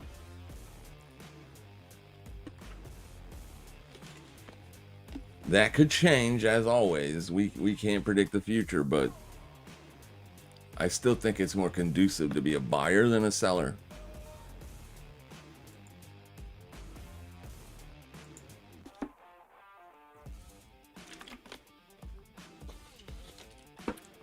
But those positions aren't that easy either, obviously. That's why, you know, being an intraday trader is, you're going to nail, eventually you're going to nail it. You're going to get it.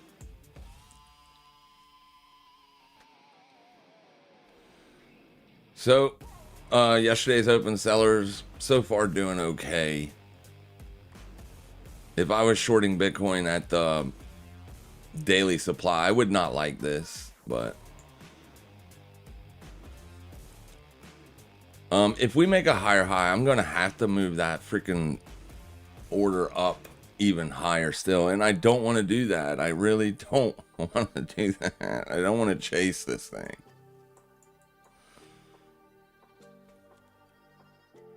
The dollar did put in a higher 30-minute close, so I'm probably just gonna close the limit order.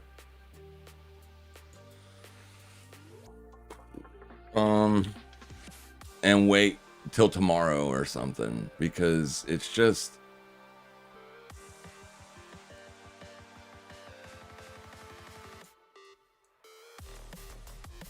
I mean, people are obviously trying to sell this thing,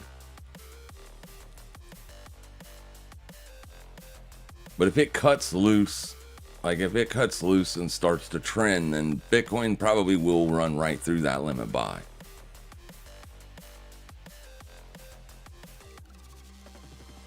But it does look like they're at least trying to sell it.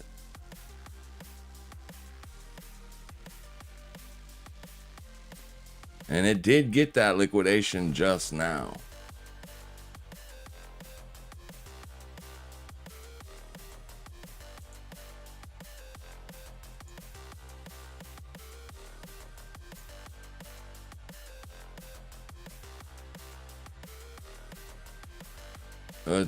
It seems like it's running out of steam.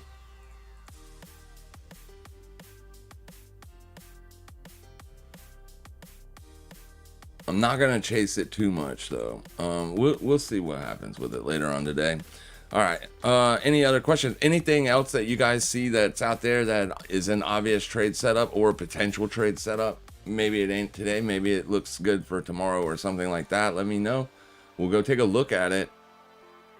Absolutely. I did look today for any potential setups that I liked. I didn't see anything. Not in most of the assets that I watch.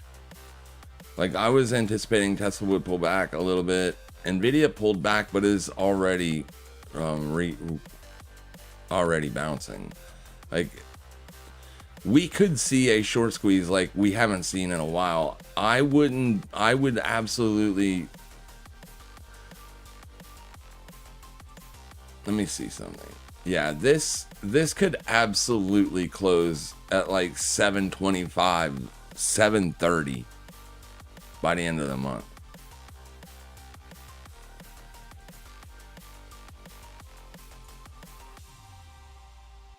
Yeah, it could easily get there in another 2 weeks.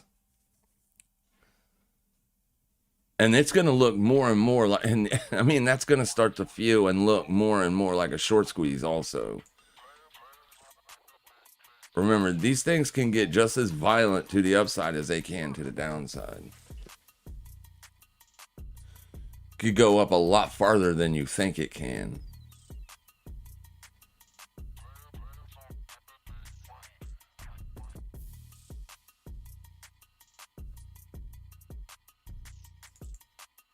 Yeah, you're starting to see this thing trend on deltas now. I probably am not going to get filled. I can't believe that I didn't. I thought for sure that got me. I was absolutely surprised to see that I didn't get filled.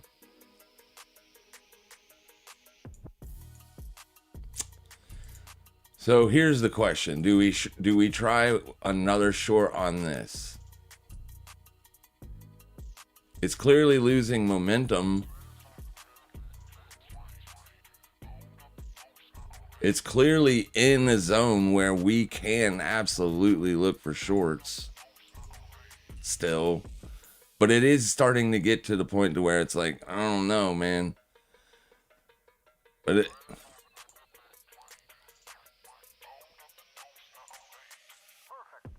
it's higher lows still.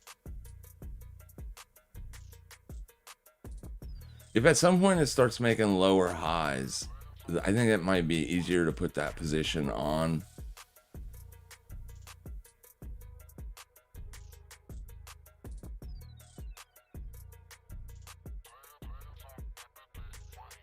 Okay, so this is what I'll do. And I'll give it one more 30-minute period after this one. If we make a lower low here, if the next 30-minute candle can make a lower high, I will put that position on one more time. As it might be running out of steam. Bitcoin is making me sick to my stomach because I didn't get back in.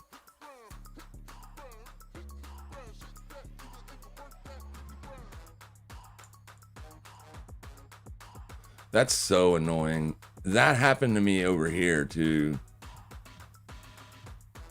Got long there, that came, got me the next day. Then it did the same thing over here. Got long, then it got me the next day.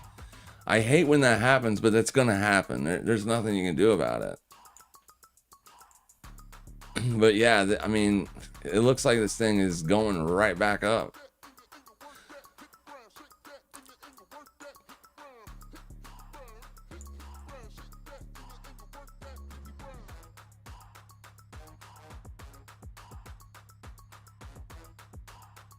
Could be one final screw you to early sellers. Like the sellers that jumped on it as soon as the level was tagged. The impatient sellers. That probably got a majority of them. Maybe not. It's kind of a smaller move than it looks like. But, I mean, Bitcoin is down on the day. Altcoin right back up to there. It still looks bullish though.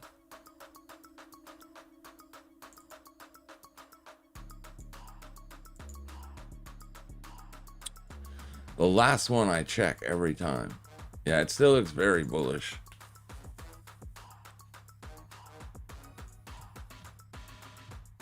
Don't fight the trend. Like, that's basically what it all boils to. Don't fight the trend. Don't continue to beat your head against the wall looking for shorts on an obviously bullish asset. Try to buy the dips. And the same goes for bearish assets. If you don't know what's bullish or bearish, use indicators until you can identify what's bullish and bearish. But the future is, people are always taking positions on future outlooks, not on past outlooks. And a lot of technical analysis relies on the past. Most of it does. You're identifying what price has already done, not what it is potentially going to do. But when it's trending, it makes it a little bit easier. So, and essentially all I mean by that is there are a lot of people out there, a lot of bigger following accounts that are still very bearish, that are looking at this move up on Bitcoin as a dead cat bounce. And I would argue that it is not a dead cat bounce. You know what I mean? Now, obviously, I can't know if it is or not, but I would argue that a lot of indicators have already shifted and they have changed. Just use some kind of indicator and let that be your guide, not what other people are saying. And narrative is useless. Narrative changes. Most of the time, when you finally get the narrative, it's already too late. Like, we started selling Bitcoin in October. We started looking for bearish positions in October. We shorted Pingu on 1010. It gave us a perfect, flawless week open retest. It had been bearish for the majority of the week. We looked at that as a selling opportunity. We had already gotten sell signals because of indicators. And we nailed an 80% scalp. 80% in one day. I had no way of knowing that was going to happen. But I knew I wasn't a buyer anymore either. Let price be your guide. That's basically it. Like, just let price be your guide. Forget about narrative. Almost giving us a lower low here. Not quite. If we get a lower low, and like I said, if the next 30-minute candle high ends up being a lower high, I will try it one more time. As it's not really trending. It is very sideways and range bound on a daily and weekly, and it looks like on the weekly time frame that buyers are literally scooping this thing up on the lows. It looks like it wants to break out to the upside. It does. I get it. You know what I mean? Those are a lot of wicks. But it doesn't mean it's going to, right? On the daily even, it is still bullish. But arguably losing momentum.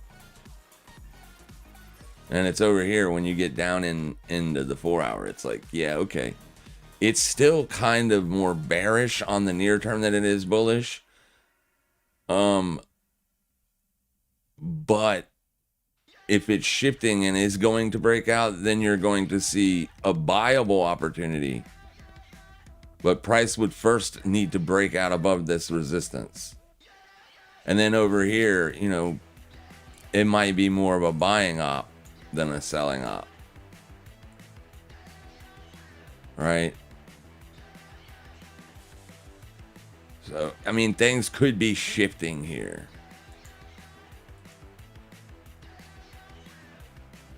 Getting short is, I think it's still a little early, is what I'm trying to say.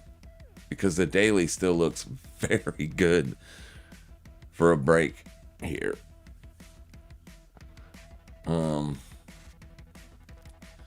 So maybe quit being a bear on USD JPY if you break out above this trend line. You know what I mean? Maybe then be like, okay, it's definitely not going lower. Because people have been trying to short USD JPY since 2024. And this thing has just kept going up. Like, it just does not want to quit going up. The carry trade is still on. So I guess they're just trying to protect that carry trade positioning is the only thing I can say. I mean, it has a lot to do with interest rates too. There's still a magnificent wide spread when it comes to yen versus dollar. That interest rate, so the carry trade is not even anywhere close to being unwound. If anybody's taking the yield, like, it's still there.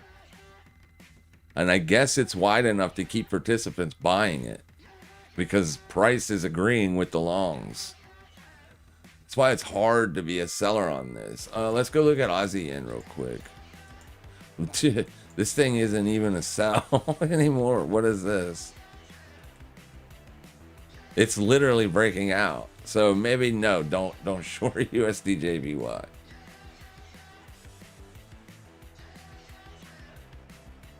The trend is your friend. It's so cliched, but damn it.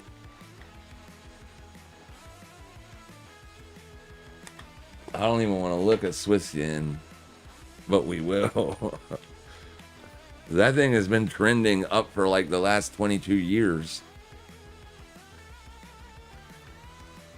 Have you looked at Swiss yen lately on the yearly chart? 1, 2, 3, 4, 5, 6, 7, 8 years straight up.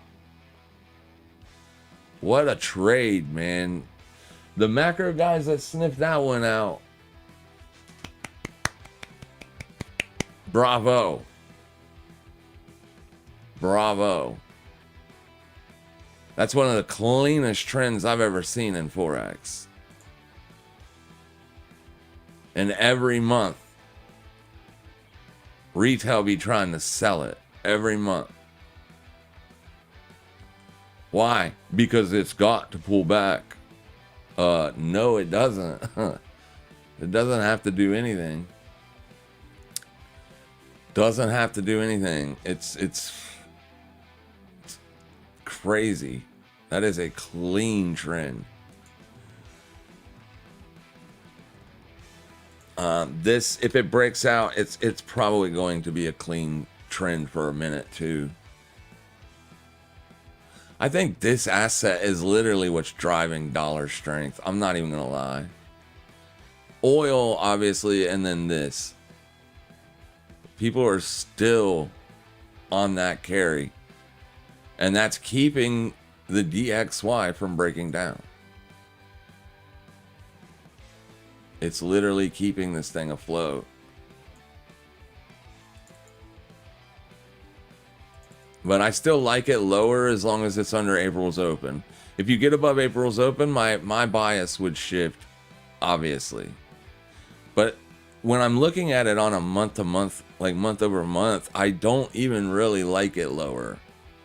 Month over month, this whole entire month just feels like a pullback. Even though it was an aggressive pullback. That aggressiveness in the pullback is the only reason why I kind of have a bearish bias on it. It was an aggressive move lower.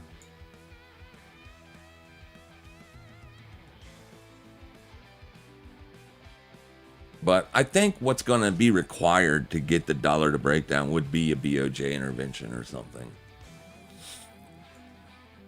I don't know though. I'm not a macro guy. I'm a price action analyst, and I like to take my trades based on what price is doing, not what the narrative is. Not so much.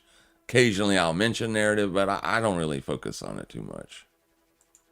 I still have more of a bearish bias on oil, even though oil is clearly up here. And the reason is simple. Countries that have to buy oil don't like buying oil high. The nations are going to try to move heaven and earth to get oil prices down. And I don't want to fight against nations with my little account.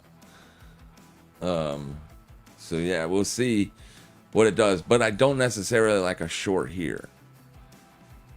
Almost. Or I do like a short here. I don't know. I don't really have an objective level to mitigate my risk from here. But I kind of do. Or am okay with. Let's see here. Oh, yeah. I mean, I still like this lower. Maybe if it gives me a pullback up to there. How far away is that? It's still a pretty good piece away, ain't it? It's got near-term momentum today. So maybe give this a day and then revisit that trade idea. So maybe the best short on oil ain't today. Maybe it's tomorrow. So keep that on watch. We know it can go up to here. So let's not get in its way. Although it's testing the indicator right now, there's no larger time frame objective level. So there's not many people looking at it except indicator traders. There could be enough bullish momentum in this today to just keep it up all day. So even if your short doesn't get stopped out, it's probably going to not do very good all day. I mean, sellers have been trying to sell it. I guarantee you that. But like I said, the near-term momentum might just be too strong. It might have already stopped out so many people that it'll just continue to drift to the upside.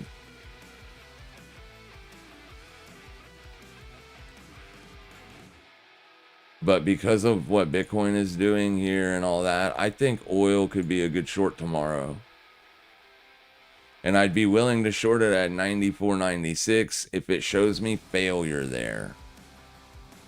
Or lower than that, I could potentially look here, right? Because that's going to be a daily swing high liquidation. If it blasts through that price, then don't worry about it. I have a feeling it's probably not going to do that.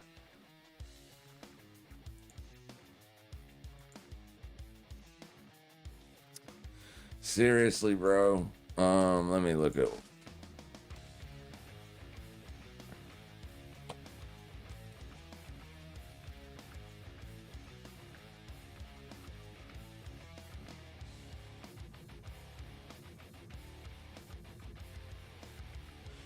Yeah, I mean, you've already done that on WTI.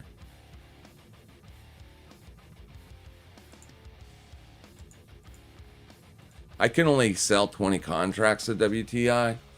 That's why I've been more focused on Brent.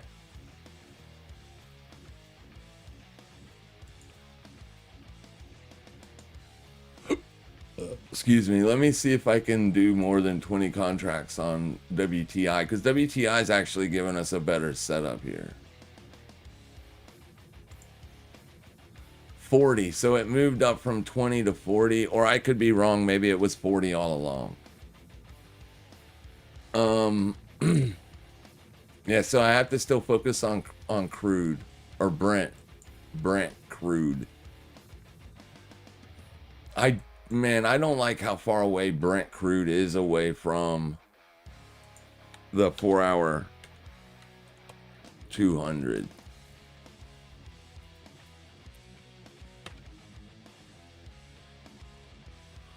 Look how far away it is from the 200. Well, you can't even see it on this chart. I'll show you up top. See how far away it is from the 200? So it's extended to the downside. It's still massively oversold. If you're using the 200 as the mean of price. If the 200 isn't the mean, and we don't know what the mean is, obviously, but if it was, it's oversold still massively. This is why you're not rolling over on Brent, most likely. It's still too low.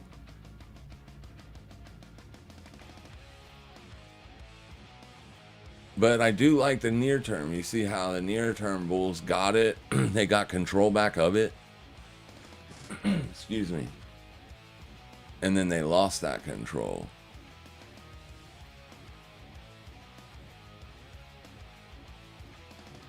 So it does feel like these near-term bears, they still might have it, but it still might be a little bit low. So, I mean, this is what you can anticipate on Brent crude for the next 2 weeks. You know what I mean?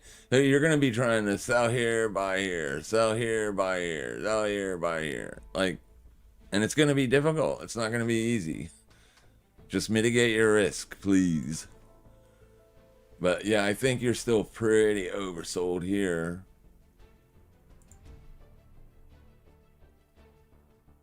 This one looks a little bit better, but as I stated, you can only short 40 contracts.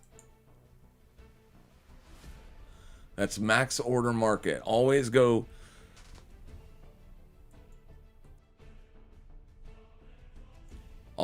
by max order market, because to get out of a trade, it has to be market. You don't want to try to get out of a trade on limit. You will get slipped. You will not get filled. So that's why I always go by max on market, because my stop losses are always market orders. But on Brent crude, you can do 10 times as much. So you can take a 10 times bigger position. It's just the better setup is on WTI. So we won't try to short it today, but we'll keep it on watch. If it even shows us a slight chance that it's running out of steam, or rejecting an objective level, we'll take a shot at it. Worst case scenario is we're gonna lose $30. $30. That's nothing. All right. 100% on retail being late and chasing. I did once this week already. Yeah, it's very easy to get into that because we miss the move a lot of times, right? Even if we're watching the market every single day, you're not going to catch every single move. Moves are going to happen when you're asleep, or you're going to turn your head for 5 seconds and then the move's going to start. Like, you're going to miss moves, guys. It's going to happen. It's going to happen a lot. But yeah, I mean, there are a lot of bigger accounts that are still epically bearish, not just a little bearish, just like almost calling anybody that isn't bearish dumb with their tone. Like, you're an idiot for thinking this is going up. I mean, they don't come out right and say that, but the tone of some of these people, it feels like that's what they think or whatever. And I think they're going to get a massive ego check. Mathematically, Bitcoin is going higher.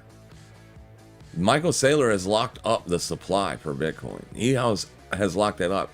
He is literally buying more Bitcoin than Bitcoin is being mined. To the tune of largely. And he's locked up the supply on Bitcoin. So essentially, when Bitcoin does start to squeeze, it's going to be a supply shock short squeeze. It's not going to be driven by, retail FOMO. It's going to be driven by supply shock. When you get an asset that is moving up on supply shock, not to mention other buyers are also scooping it up. We know that Citi is going to launch a Bitcoin product. Goldman is going to launch a Bitcoin product. BlackRock has already launched multiple Bitcoin products. Like, these guys are scooping up all the Bitcoin that retail is selling and that miners are selling. I honestly believe that because there could be a supply shock bull move once retail starts to get involved again, because the people that are egotistically bearish right now, the ones that will not change, they're going to be selling. Every move up to them is going to be a shortable opportunity. They're going to be shorting all the highs, and they will do that, all the way up. They're not realizing that mathematically speaking, that could be a supply short squeeze shock. Then once retail realizes they've missed the boat and starts piling in, we could potentially get a move on Bitcoin that resembles the Bitcoin of old. And everybody's still worried about quantum computing and everything. Do you think that BlackRock and all these other multi-trillion-dollar asset funds are going to let something as little as quantum computing? Quantum computing is still miles off. It's not even, in my opinion, a concern yet. Not even a concern. I don't think it's like, I'm not a physics guy, but I've listened to some physics people, and they say that the qubits required to hack Bitcoin with quantum, you can't physically, or it can't be done through physics. So it ain't about, hey, all they need to do is manufacture more qubits. No, it's a physics problem. Like, it's a major issue. Like, they need a technological breakthrough in order to even start to be threatening Bitcoin. It's just FUD. It's no different than any other fear, uncertainty, and doubt that is spread in every single Bitcoin bear market. And in every single Bitcoin bear market, you have retail buying the top, selling the bottom every cycle. And it's because they're following narrative instead of price. Narrative is always late. You don't ever hear or read articles about bear markets in bull markets. You know what I mean? You only get and hear about all the devastating and tragic stuff that is occurring after it's occurred, not before, after. Their clicks, that's how they survive on clicks, and fear, uncertainty, and doubt gets clicks. But they're always late. They're always in the rear view. Yeah. This could be a Bitcoin squeeze of old because of a supply shock. We didn't get, I mean, we did, let's be clear. We got a massive run up from bear market lows in 2023. Like 31K up to 100K. That is a 3X run. So we did get a bull market. It just wasn't a bull market that everybody was looking for or anticipating. Everybody was looking for a 500X gain. You know what I mean? And yeah, that's going to be harder to achieve with a 100K asset class. It ain't going to be easy. But now that MicroStrategy is literally essentially locked up so much supply, that's why Bitcoin goes up. It's a supply. It's driven by supply demand. There's only so much supply, and it gets cut in half, and all these other factors, and yada, yada, yada. That's why Bitcoin's been following the power law for so long. Like every bear market, you had those bears out there screaming, oh, this is it. It's over. Bitcoin is going, what's Bitcoin at? That one guy on Joe, I can't remember his name, but oh my God. He was on Joe, he was on, son of a bitch, Joe Rogan's podcast. And Bitcoin was literally at like, it was through here. I think Bitcoin was at like 17K, and that guy was so confident. I mean, he's an economist. Like, that's his job. He was so confident that he literally looked at Joe and said something like, what's Bitcoin at? 17K? Well, then that means it's $16,999 too expensive. And Joe's like, oh, so you think? He laughed and shook his head like hard. Yes, it is going to zero. Like, you have those guys in every bear market. They're so confident. They do not understand what Bitcoin is. Like, hello. You're a boomer. You just don't understand. You won't look farther beyond your nose. Like, you need to look at what this thing is. But now that strategy has essentially locked up a huge portion of the supply, this thing can skyrocket. It's struggling because there's still so much fear out there when it comes to Bitcoin. But eventually it's going to run, and it's going to run probably dramatically. It's going to go a lot harder and faster than anybody can fathom. Most likely. And I want to be a part of that. But here's the thing. You got to be a part of it with an amount of money that you can also say goodbye to. Say a black swan event does occur, which is possible. So just do it with that. Do it like that.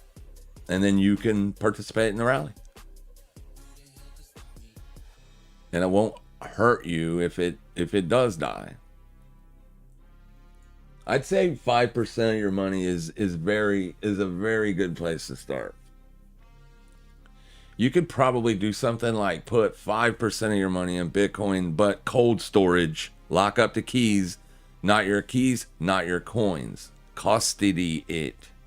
And then, you could put another 2 or 3% of what you have left in like strategy or STRC.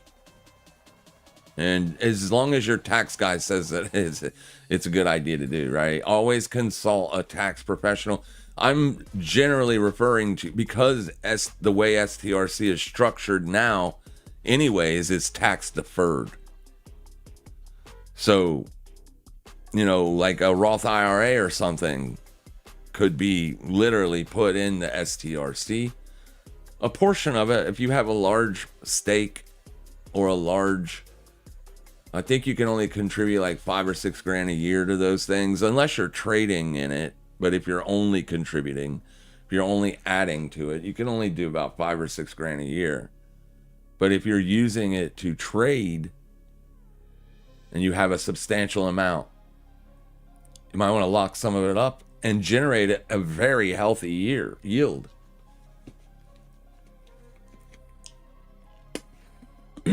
Just look at the volume that's going into that. And I mean, I don't know if this volume, I don't think it can consistently do what it's done here in the last few weeks. Right? I don't. And you're not getting in this to generate money on an up or down swing. You're only getting in it to generate yield. So try to be picky about at what price you get involved also.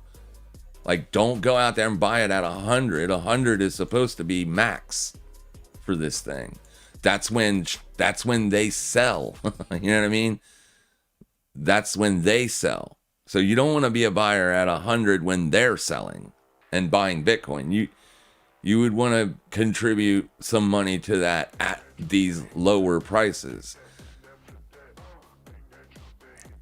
That's when you want to put some money to work. But look at the volumes that this thing has been doing just the last couple weeks.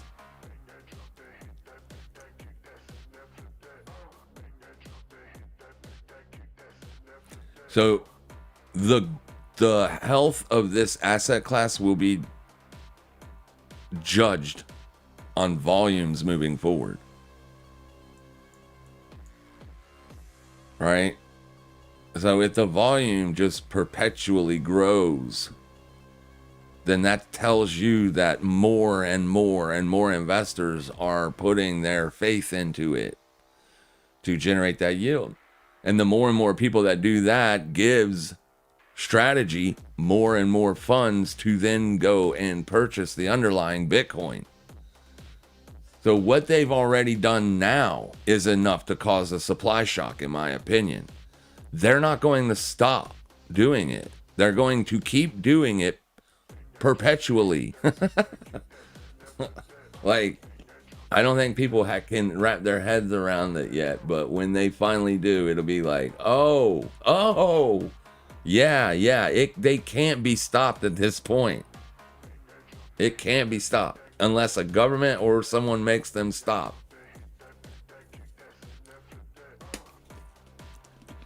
Good stuff, man. Can't wait. It's going to be fun. Because people are going to be like, I just don't understand why Bitcoin's at $250,000. Blah, blah, blah. Yeah, we did. We were heavy buyers at 67K. Yeah. And we'll be heavier buyers at 57K and heavier still at 47K. Like, absolutely. Give me cheap Bitcoins. I will take them all. All the Bitcoin you want to sell, I will buy them. All right. So it looks like I'm not going to get filled on this. It just will not stop. We do have that lower high, lower low on USDJPY. I just don't like it. I think it's going to break out. I mean, it looks like it wants to break out, but you do have it. So if you are going to try to position in this thing, try to get it as high as you can and then stop right above high day. Maybe 159.211 or 159.263. And that would be the last time I would try it. Might be better tomorrow, I don't know. Fartcoin, I'm still short, but I think it's going to get stopped out. I think it's going to get stopped out. Time will tell. You're at 4-hour res right now. It could hold, but the structure is bullish. The 21 is gaining ground on the 200. So that literally means that over time you are making higher highs and higher lows. It could stop, but as of right now, it is not. It is up. It is moving up. Shouldn't be shorting those kind of assets. We need to be shorting the ones that are doing this in the opposite direction. Like this. These are the charts we want to short. Right? There's only one like that. And this one's a little bit still oversold, but it might give us an opportunity.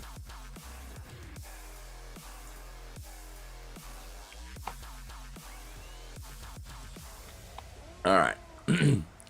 Scaling it up. Scale tune turned weekly. Yeah, I'm growing a second wallet now that I realize that, like, he's going to be fine.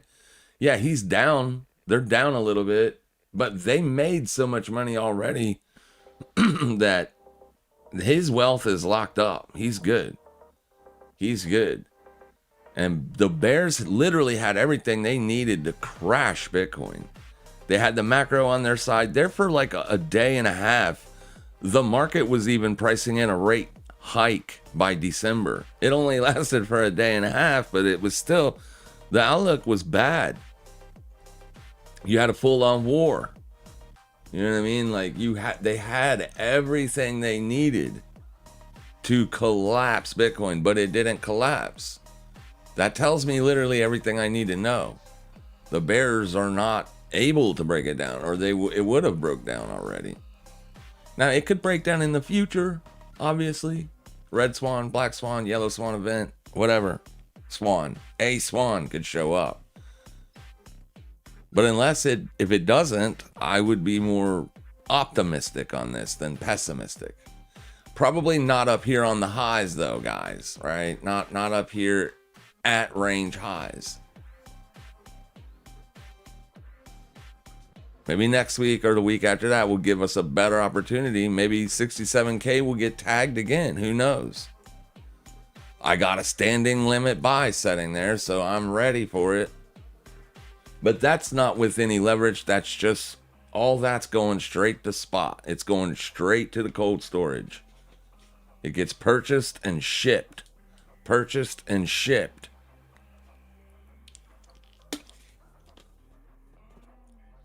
All right. And that's how I'm approaching it.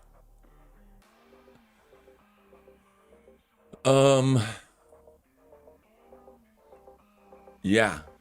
And I'll let you know when I finally talk to my tax guy. I'm going to talk to him. I'm going to try to get a meeting here in the next couple of days. See what they say to do. If they give me the green light, I'll tell you what I'm doing with the STRC. Obviously, I would like to get it lower if I could. So even if he gives me the green light, I probably ain't going to do anything for a minute. But I mean, this thing very rarely, unless there's a catastrophic sell side event happening on Bitcoin, then you're probably not going to get like a super good discount on this.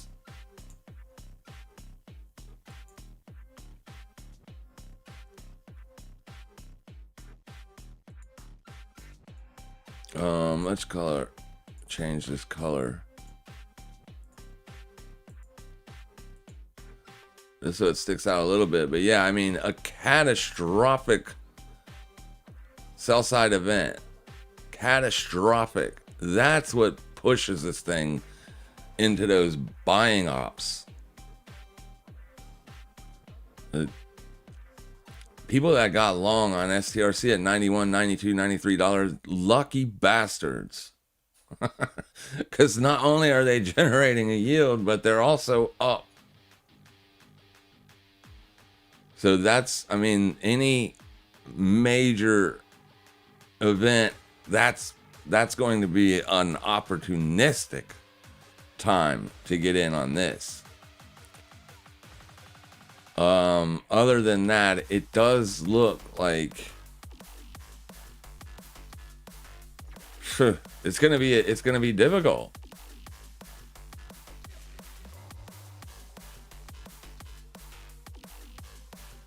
Maybe if we could get some low volumes, and then Bitcoin could go back down a little bit, maybe we could get a lower move on this. But I'm not looking for fills down in here. I think those days are probably behind us, judging by what Bitcoin has done for the last 3 months. This thing should have taken off to the downside here if it was going to. It kind of feels like it would have then, but I could be wrong.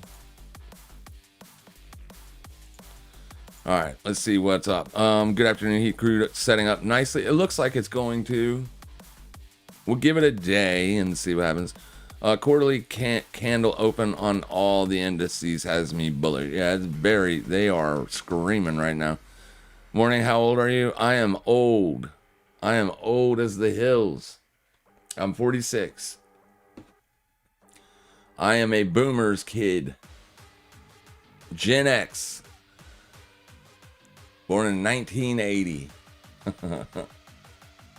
Yeah. I grew up in the 90s. I had to hit up the payphones to call my buddies when I was 16, 17 years old. I think pagers were invented when I was 20. I mean, the technological onslaught that we went through, my generation, was insanity. We went from remembering what it was like looking at a very small color TV set to plasma and then LCD and now whatever we have, right? We remember when telephones had cords and rotary dials. Like, you had to put your finger in a 9 and go all the way around and then listen to the click, click, click, click, click, click, click. Like, we were alive through all of that. So we're middlemen. We're the middlemen. We're in between the boomers who understand nothing when it comes to technology. My father has never, ever entered a single key on a computer keyboard in his life and never will. You think I can explain to him what Bitcoin is? Nope.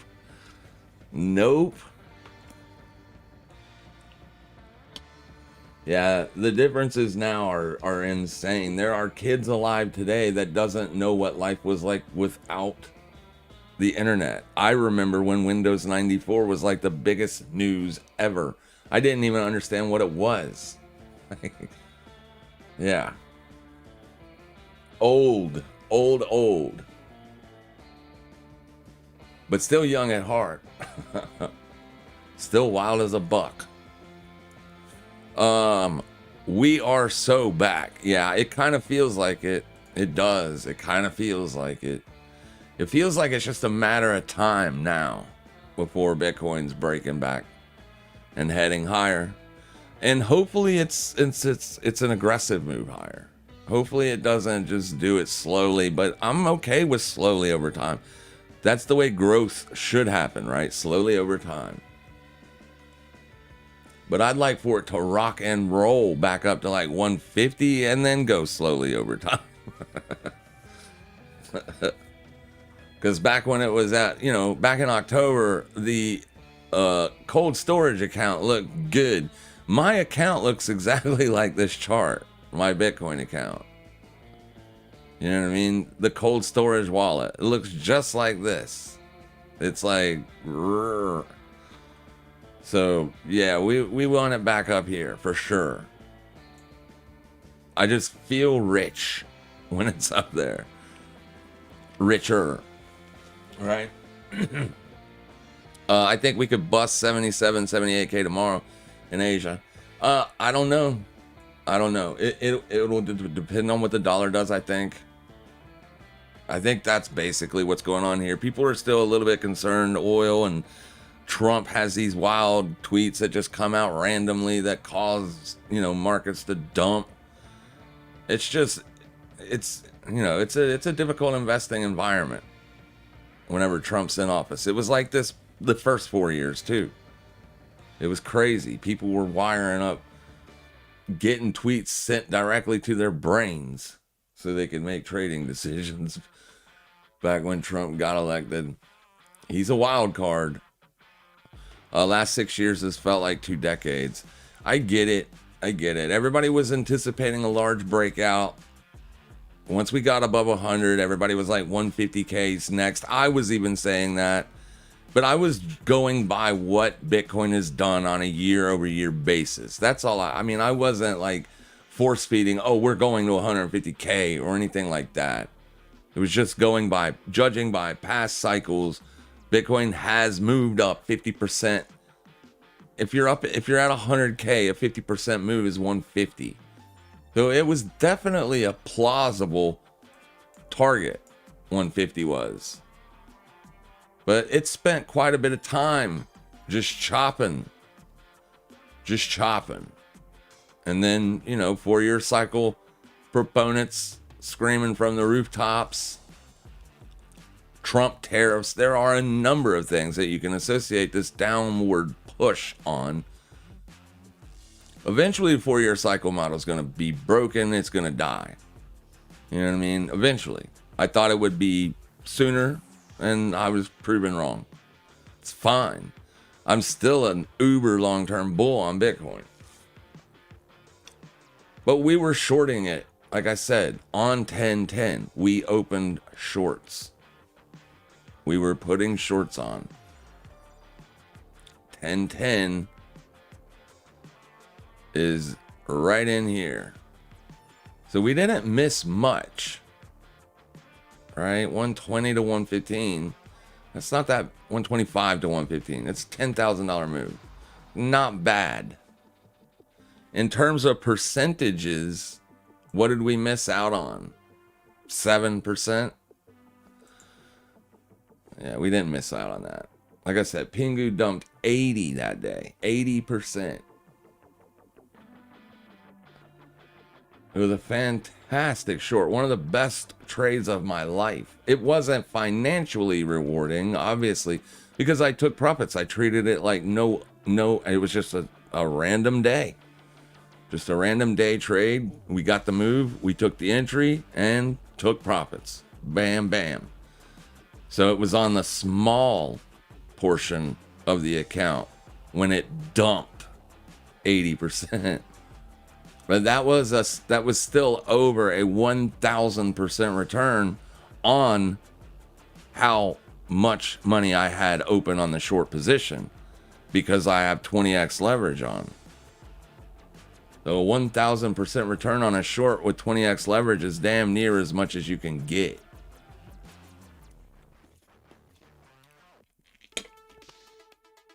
It was a good trade. Bitcoin's only down 40. I'm not exactly sure at this price, but yeah, it's down 40. 40 sucks. We don't want it to be down at all. We want it to be up. It'll go up. Over time, it'll go up.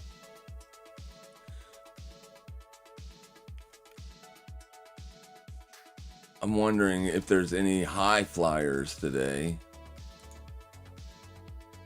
ORD, O-R-D, and based. Both of those are flying. Probably not going to get involved in either one of these. This thing's up 190% today.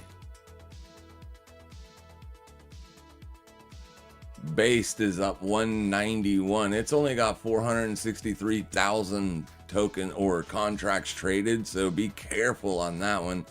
This one's 48 million. So a lot of people are trading these. The funding rate right now on ORD is normal.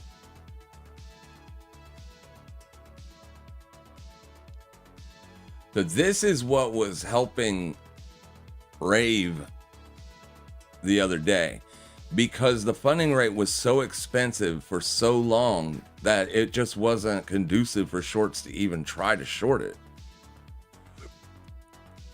I mean, at one point it was paying 2%, 2.0 every hour. So you would have been paying a shitload of money just to set in the short, let alone if it rolled over or didn't, if it just kept going sideways. Shorts real big money shorts aren't going to get involved when it costs too much money to be in.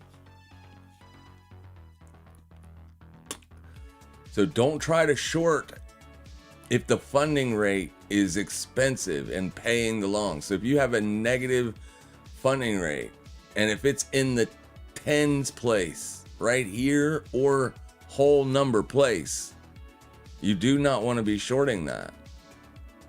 You're fighting against the futures exchanges trying to convince buyers to jump in to get the futures price in line with spot price. So the buyers are just getting involved to make money on the funding rates alone. They have no directionally biased positions open. They are short the spot market, long the futures market, because the revenue they're generating isn't based on price moving up and down. They are generating the revenue from the expensive funding rate. That's what you're fighting when you're trying to get involved when all that's going on. They're arbitraging the funding fees. Price can just keep going up and up and up and up and up and up. So at least this one isn't doing that yet. I still don't love the idea of shorting it, but it is probably going to pull back soon because the funding rate is not jacked up like that. So you probably 97, you hit 97 on the 4-hour RSI. I mean, it's still a short squeeze, so there's no real edge on looking for a short on something like this. The shorts are being squeezed right now, this very second.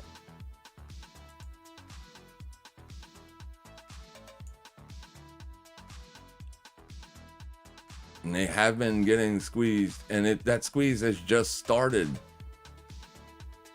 30 minutes ago. So I probably wouldn't get involved until you get a couple, a little bit higher.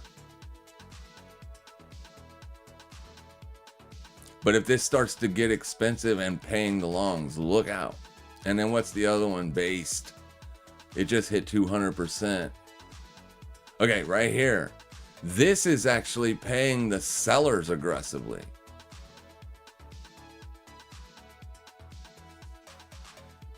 $0.13. So it's expensive to hold this long.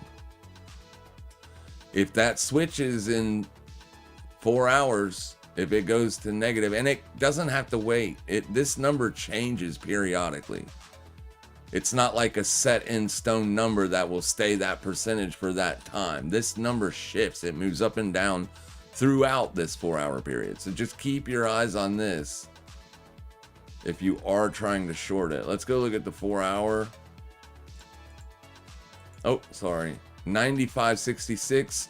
So it's just now hit levels that we could be interested in. And because it's paying the sellers, I guess we could look for something. Unfortunately, it's new. There are no levels to short. We're shooting in the dark with blindfolds on by selling this.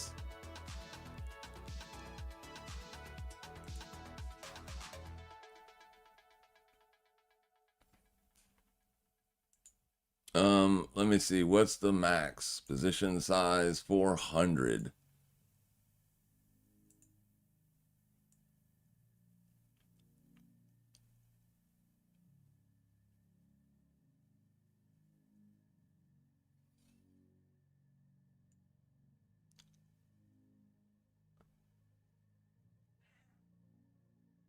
$263.01. So I would get filled instantly if I were to try to short that right this very, very second. Let's see how much it moves on a very small position size at first. Exceeds max 400. What?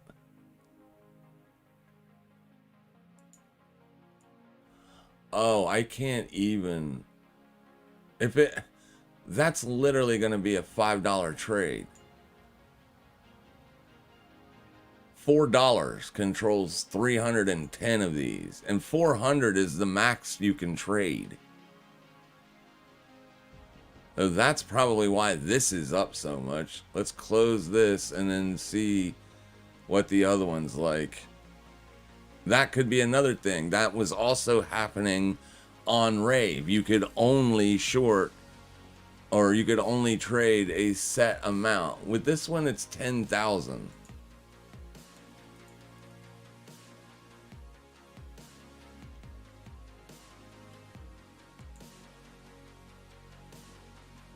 This one is actually better. Yeah, you can actually take a decent position size on this one.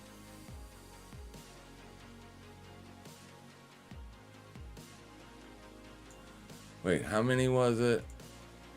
10,000. So no, you can't. This one's the exact same way.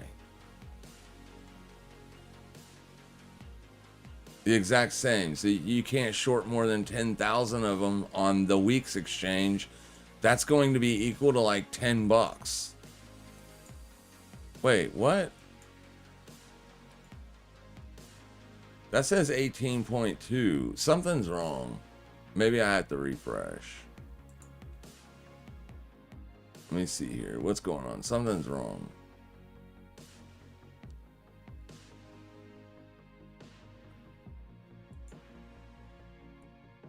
$98.47 on the 4 hour.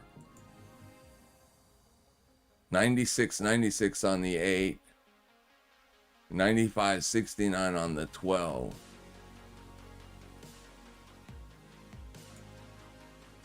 The funding looks good.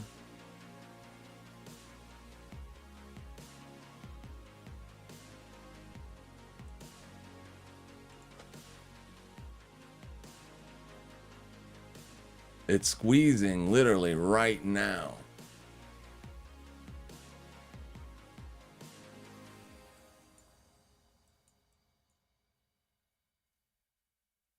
Yeah, it barely pulls back. I don't understand why it's not. Like, I tried to go in with $100 just to see what it would be, and it told me I couldn't do it because I was exceeding the max size.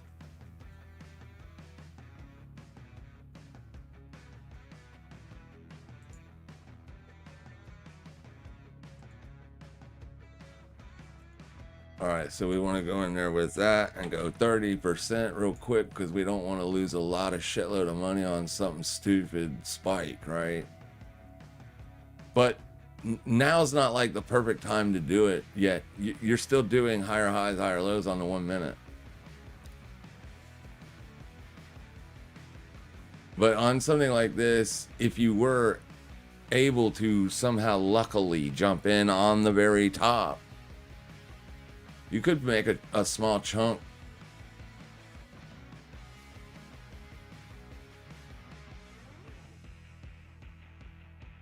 Small chunk of change. But you can see how tight that stop is. That's on a 20% loss on a position size of $100. But this thing is freaking cooking with grease when in terms of movement. So you would not need a very big move in order to make some money. And right now the funding rate is normal. So this is just a normal short squeeze, not being driven by like any special ramification. There's nothing like propping it. It's legitimate buying and selling going on. And the squeeze is just on like Donkey Kong. You probably won't catch something like this. It would, even if it was going to top out, right? On the top, it would be like bam, bam, and it would happen in 1 second. On like a rug pull or some shit. These are not, they're not shortable when they're squeezing like this. Yeah, we know eventually it's going to pull back, but at what? $15, $20, $30, $50, $100 when? We don't know that. It would be impossible to predict. Even if you're watching 10-second charts, at least you got a lower low on the 1 minute. I mean, maybe then you could jump in on like a scalp short to try to anticipate another lower low.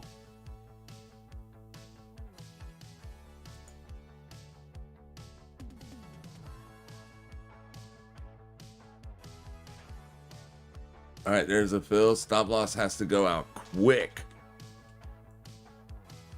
Right? Very quick. And you need to start seeing that momentum go. It's not going.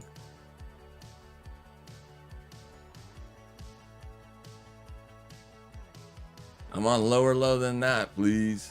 There you go. First take profit would probably be like 8723.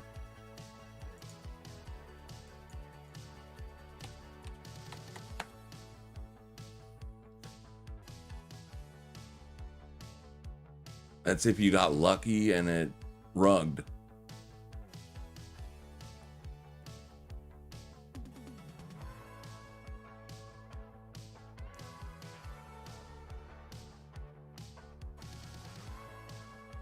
Funding rate still holding steady here.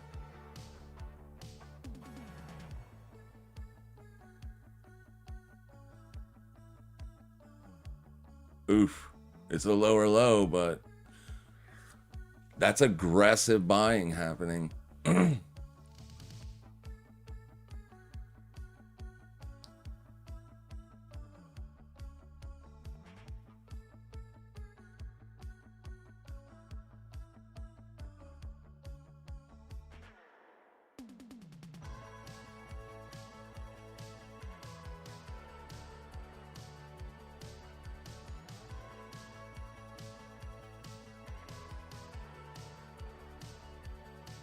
Another lower low, that's pretty decent.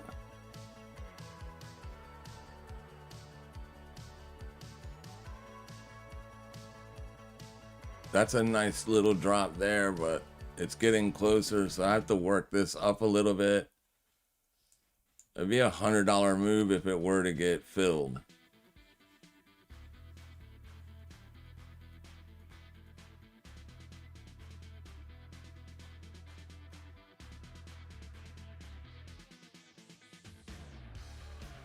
Well, that's some bullshit right there, if you ask me.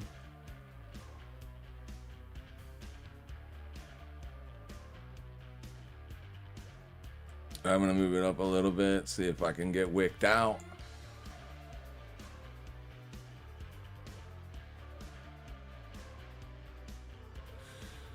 Or I'm trying to just get too cute here. It's a 77% return. I lost 30 bucks on the first trade, remember? So if I get out now, I've made 30 bucks.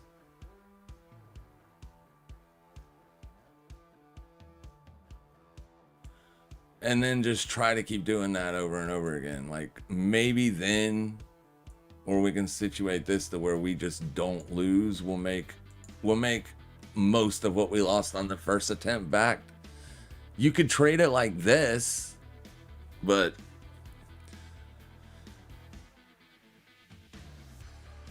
I mean, if you're gonna do that, you don't even need to take profit. Just whatever happens, happens. You know what I mean? You're gonna make money no matter what at that point.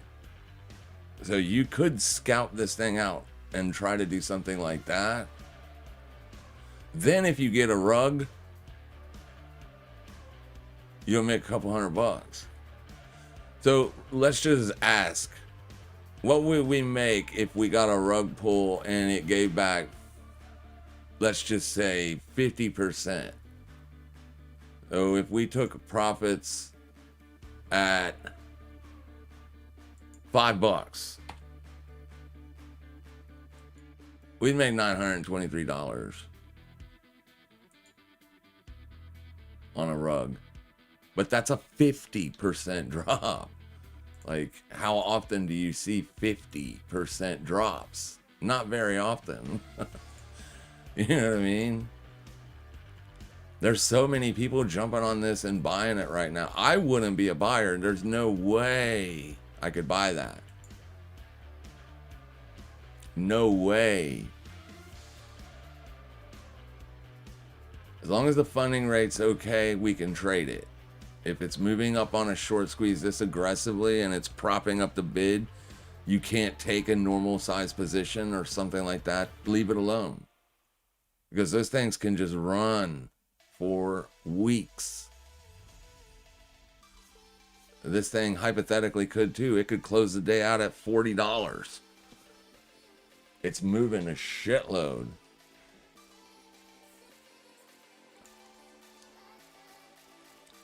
Just less than 2 hours ago, it was at $6.78. It's on the run. So what you have here is your buyers are just, they're buying 1 minute highs and selling 1 minute lows, and they're just scalping.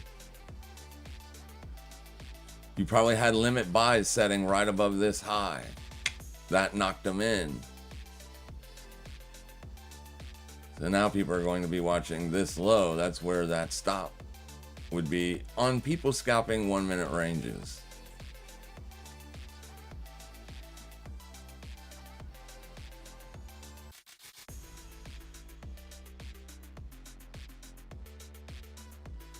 But this is not a collapse, you know what I mean? I wouldn't doubt it if it doesn't bottom out here.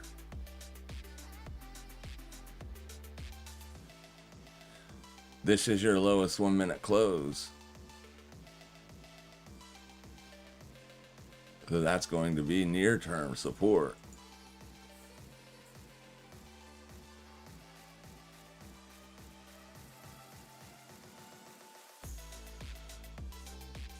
This makes our money back from the first trade. Gotta reset this and make damn sure it goes through.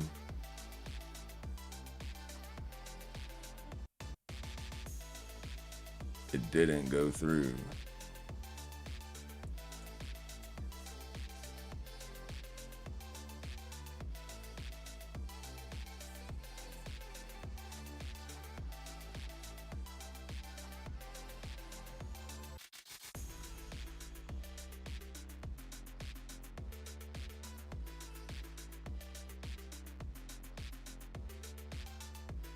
That's a good look. Oh, maybe not.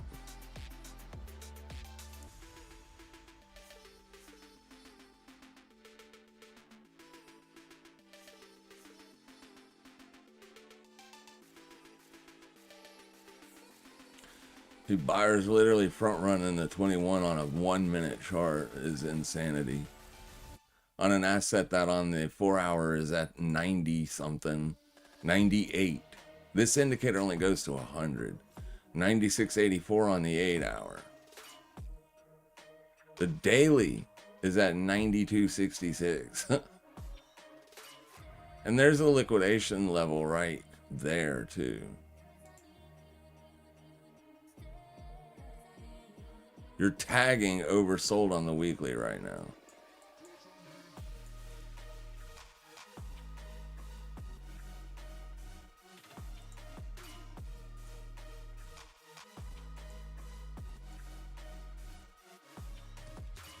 Gone. So we made our money back on the first scalp. 5 minute charts, you haven't even made a fresh 5 minute low yet. If it makes a fresh 5 minute higher high here, you could set a limit buy there and scalp the profits out as it runs up through that.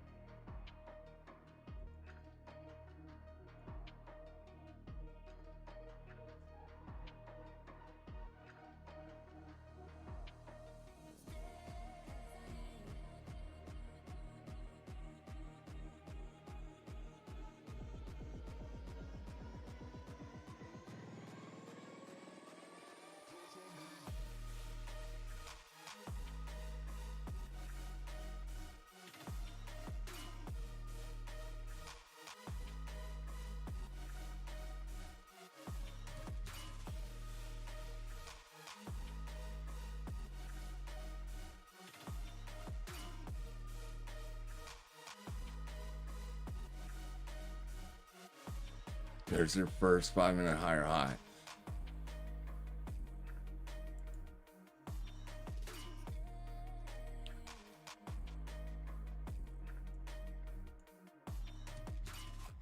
$954.40. $954.90. So that was a higher high.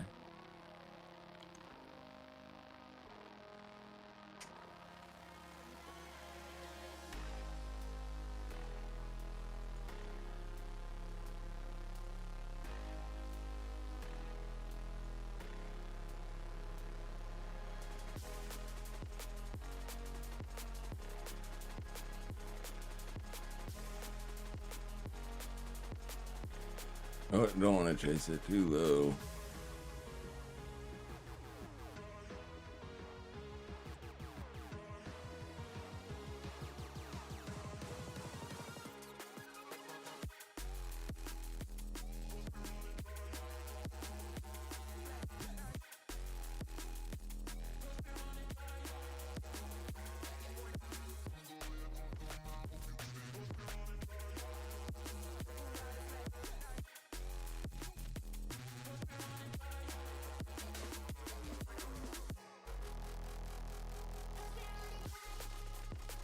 I don't know why it didn't film me. Didn't hit me.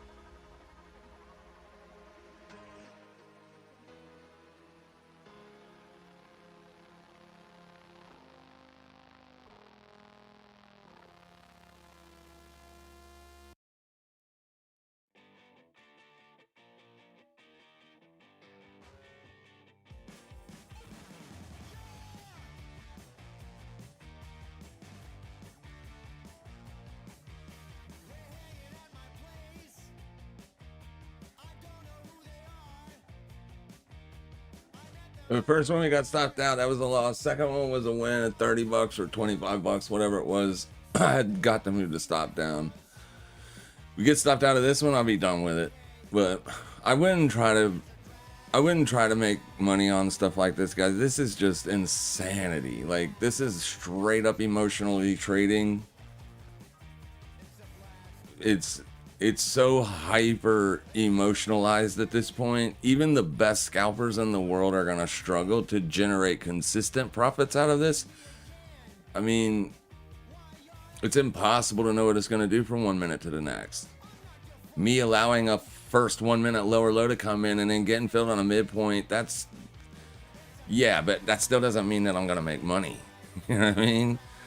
This thing could literally just right up to 15, 20 bucks.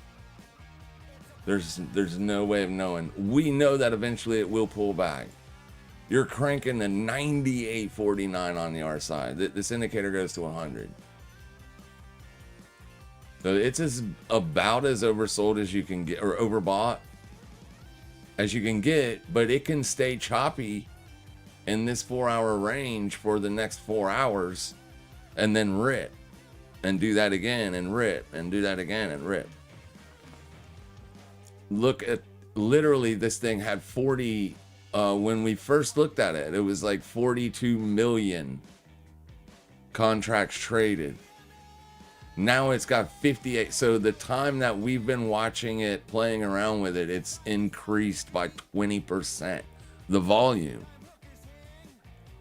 The more overbought you get, the more people are going to want to try a short. You know what I mean? It's simple physics.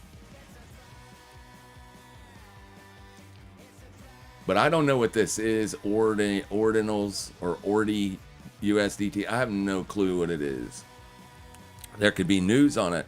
If there's a bullish catalyst, which I would assume there is based on this price action, there's probably some kind of bullish catalyst. Shorting it's not going to pay off. You might get lucky, you might not. Just be careful. Make sure your risk is mitigated at all times. Make sure you know what you stand to make, what you stand to lose before you ever even try to put on risk. And these things can slip you too. Even if you're getting out on market, you can still be slipped. I've been slipped on crypto exchanges before. I had a stop loss out and ended up getting liquidated because I went to bed. That is never fun, to wake up and realize that you got lost $2,000 because your stop loss got slipped. And there's nothing you can do about it. There's nothing you can do about it. It's happened. It's only happened once on this exchange, but it has happened.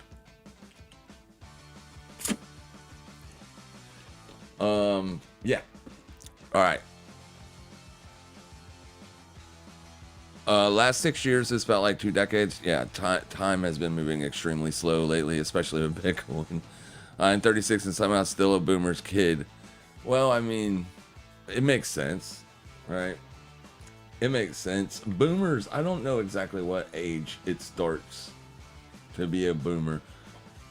And I know anybody born from like 75 to 82, I think is considered still Gen X.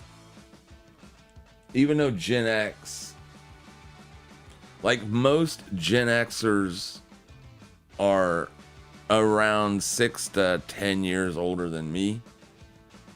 But I guess we get grouped into the Gen X category because we were born post 75, pre 81 or something like that. I can't remember exactly how it, but we didn't really have a name.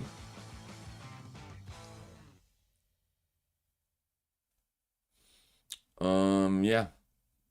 As you can see, Fartcoin did not roll over. In fact, Fartcoin is currently trading above 4-hour resistance. That's why we made our money though. It doesn't matter if this position gets stopped out. We won't take a loss there. But obviously, Bitcoin did not continue going lower. In fact, Bitcoin almost retraced every bit of that New York sell-off.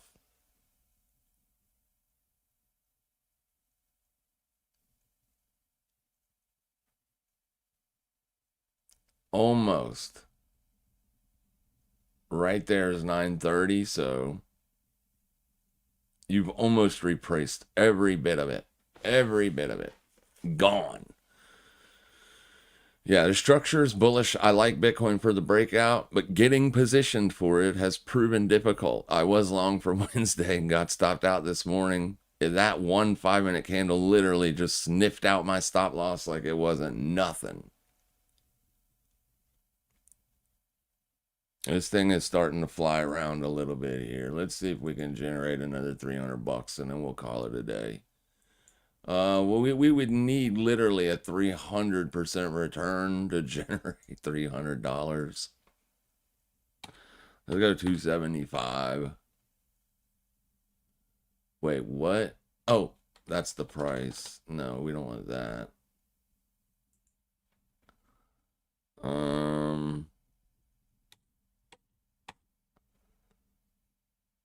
So we would need a 300% drop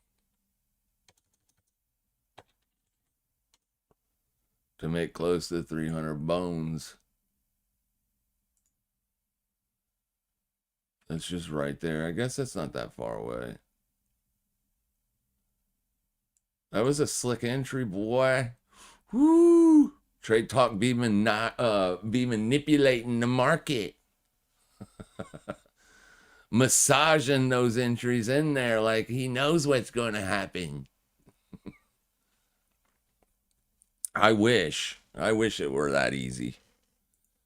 All right.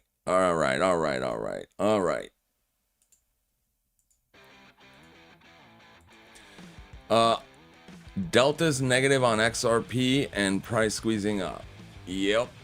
That could be anything. I mean, yeah, it could be an iceberg buyer. That's the problem. We don't want to put all of our chips on one basket ever, especially on indicators, because what this indicator is telling you is just simply that the sellers are more aggressive. That just means the market order sellers are more aggressive than the limit order buyers, and vice versa.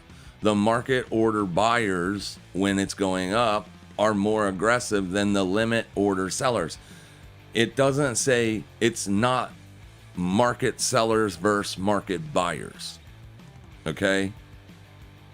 Market buyers are obviously more aggressive if price is going up. But the indicator is showing you that there is heavier selling aggressiveness on the market order side, or at least compared to the limit order side. So that could indicate a couple different things. There could be a limit buyer down here that is huge, or he could be like, you know how when you see the order book go through and you see these one lots, one, it could literally be 100 or 1,000, but it's only registering as a 1 because they're hiding their intent. They're hiding their orders. They hide their orders because they don't want anybody front running it.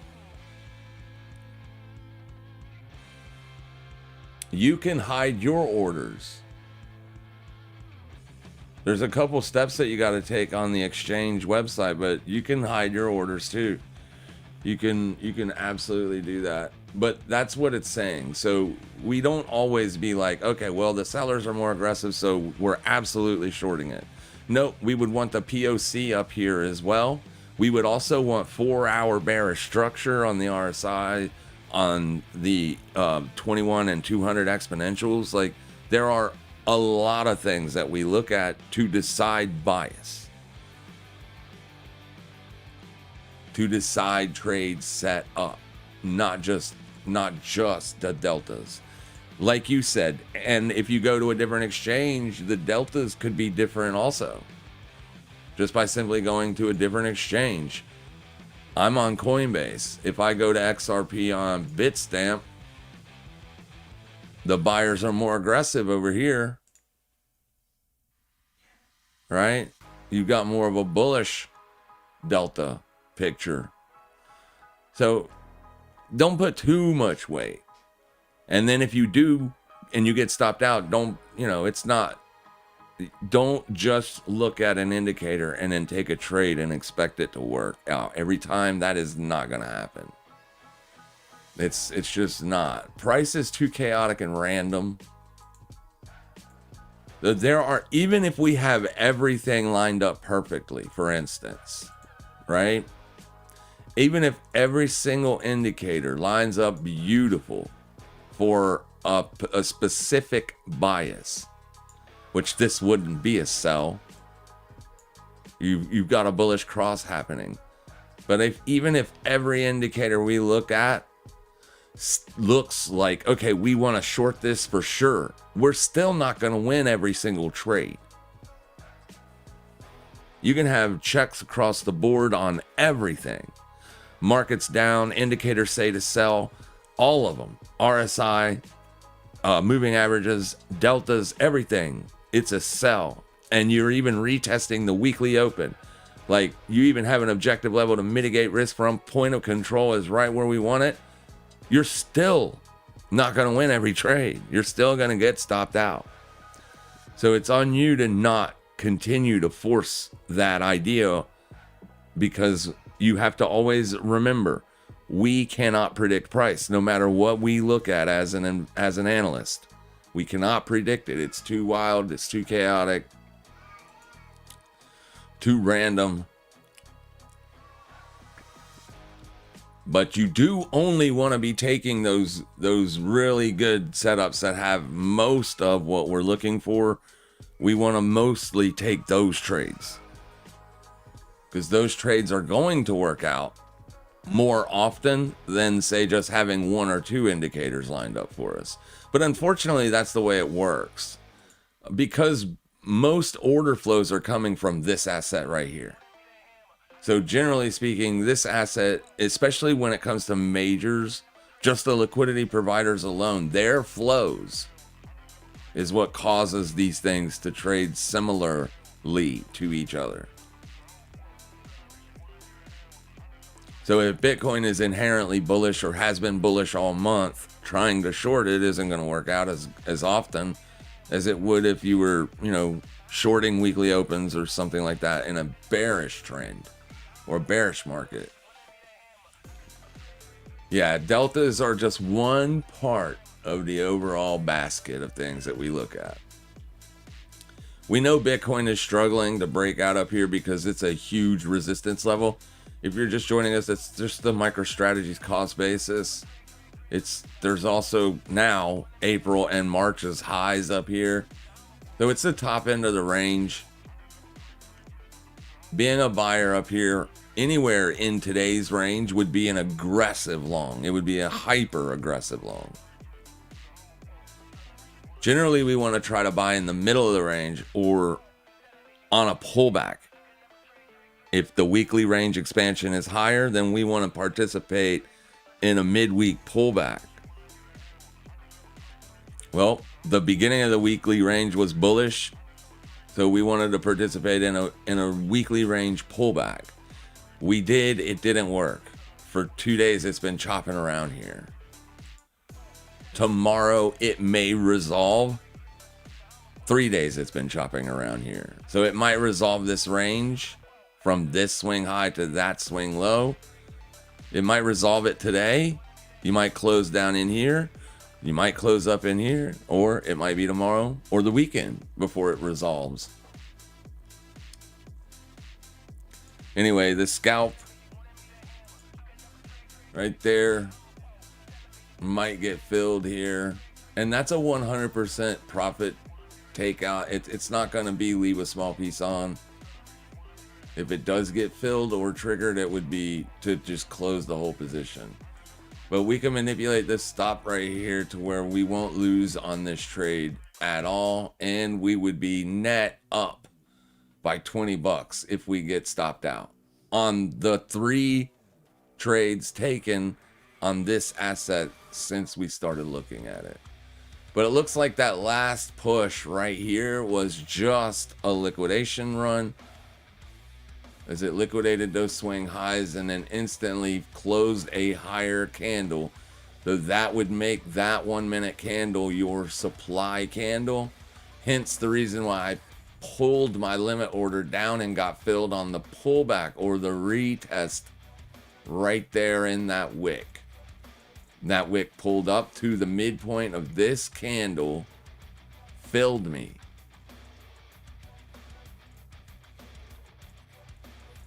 It's chopping. Funding rate hasn't budged. We know it's oversold. Overbought. It's massively overbought. 97. It was up at 98 when we tried to short it. So massively overbought. We don't know if it's going to pull back or not. It's completely random if it does.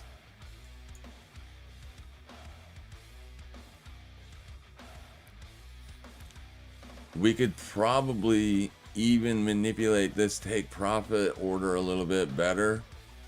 Like, we could potentially drop it out way down here. I'm not looking to get a $600 trade off on it. I'm just saying get it out of the way, and this, we can allow price to do its thing. If it is done and it is going to dump, first off, we need to find out where that prior 4-hour swing is, all the way down here. So that puts me well under the midpoint. of this candle. So maybe let's get it up to there. Yeah, that'd be decent. I'll take that.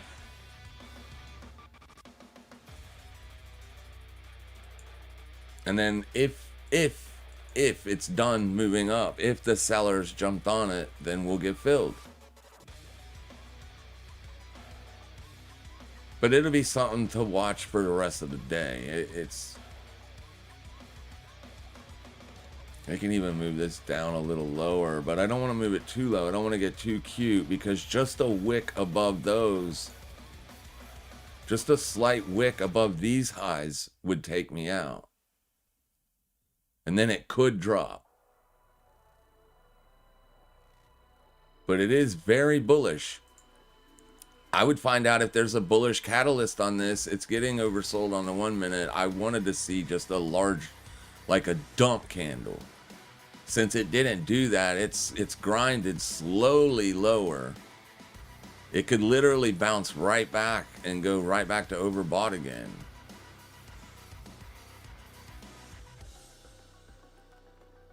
And 4-hour res is right here, so essentially I wouldn't want to see it go beyond this point.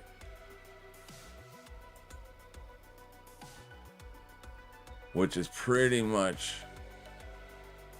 right where my stop is. So yeah.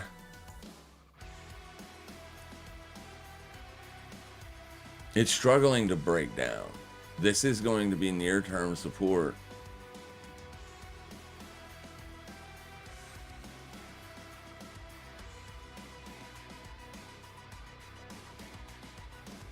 And there's a higher high.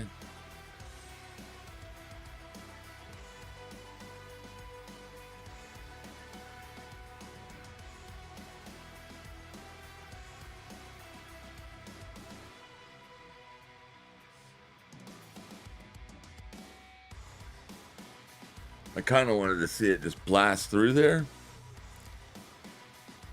But I'm not looking at volume, so I did. Volume, it doesn't matter. Volume probably was small. It's not small. There's 65 million contracts traded, so volumes are piling into this thing.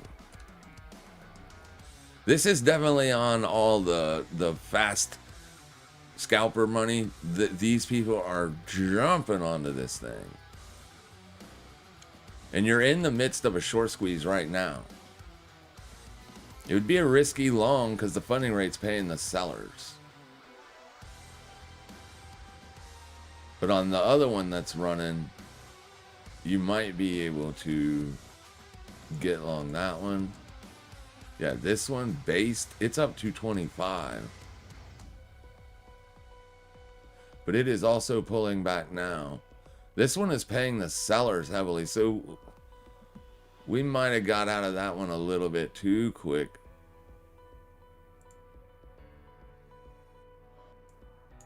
Yeah, that would have been an impossible shot anyway.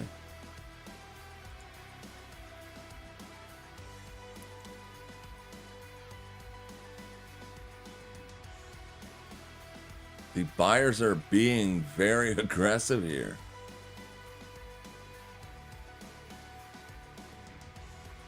Buying just that low of a pullback.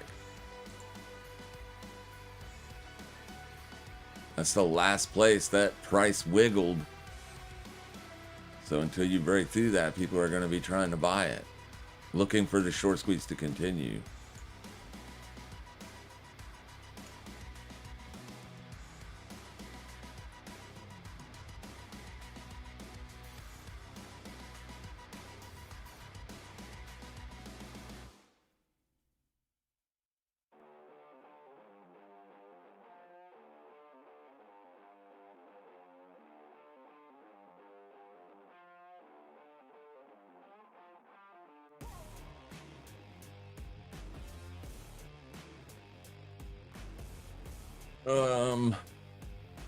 Slowly pulling back.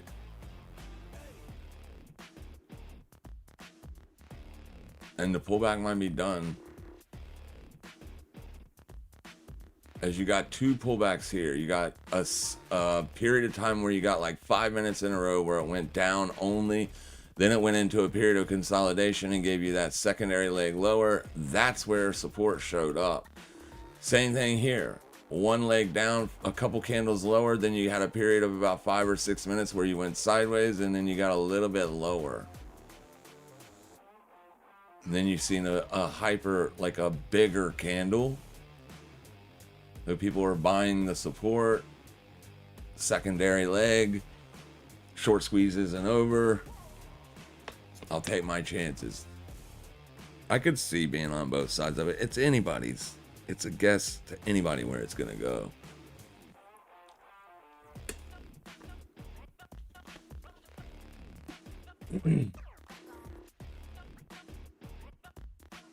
But we would love to see that prior 4 hour swing high hold, or even this candle's open, which it's currently into right now.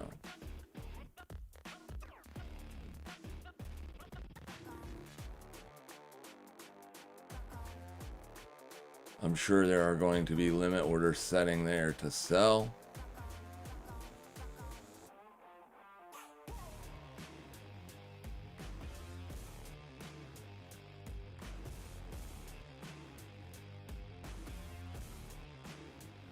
But we've got our stop loss set to 70. So no matter what, we cannot lose money. Now, obviously, $186 is a lot more than 70.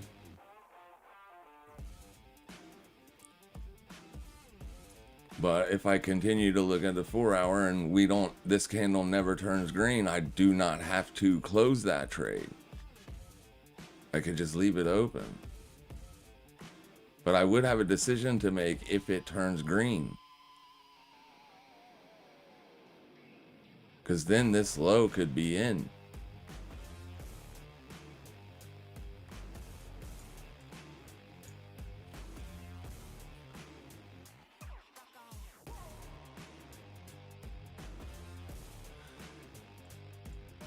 It's not even the first real pullback. This one pulled back just about the same amount on the close. It was red for a brief moment in time, and it pulled back about the same amount in terms of feeding back into this prior candle's range.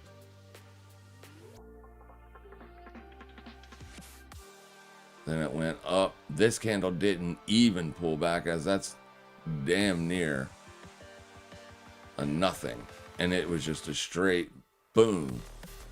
So a lot of people tried to short it when it was at 96 on the RSI, and they were the liquidity to drive it higher.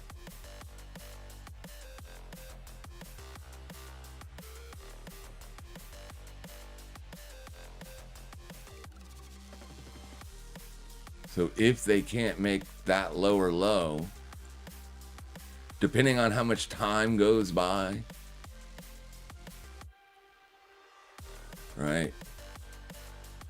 You spend a lot of time doing this, like the next 30 minutes you do the same thing, people will start buying it because it'll be showing signs of strength. Very strong.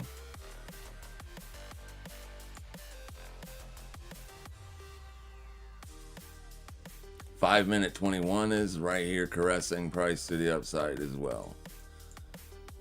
It did the same thing here. You did get a close under it, but so people are going to be watching this moving forward.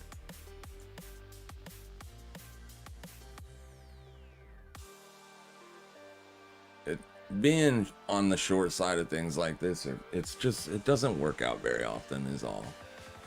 All right, we'll wrap it up. I'll let you know how it works out. Thank you for your knowledge. You're more than welcome. You guys have a fantastic rest of your day. Keep in mind, we're going to be paying attention to oil for tomorrow. The Trade Talk community will be. And I'm going to be looking at Brent crude oil specifically. It's a little bit oversold still, and that was a close above this right here. So we're not really looking to short it today. We want to see if the sellers do show up at some point today. This thing keeps just blasting through levels that we're watching. We're not even going to be interested in shorting it because it is still oversold massively. The 200 exponential is like way up here, which means, you know, if that's the mean, this thing could pull back all the way to there before rolling over again.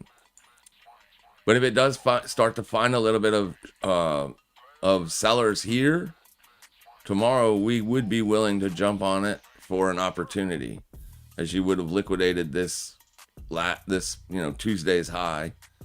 And then if it starts to show signs of weakness, maybe there.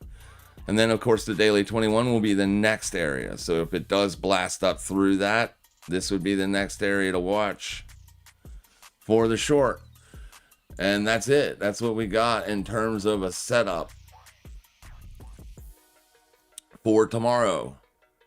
The asset that I'm trading right now is called ORDI. It's ORDI if you want to participate on that. I mean, I don't know that it's done or anything, but it is massively overbought on an intraday basis. So just make sure you know what you stand to lose trading these things, and don't overtrade it. Take a couple shots at it. If you get stopped out a couple times, leave it alone. You know what I mean? All right, you guys have a fantastic rest of your day. Make sure you guys trade safe. Make sure you trade smart. And as always,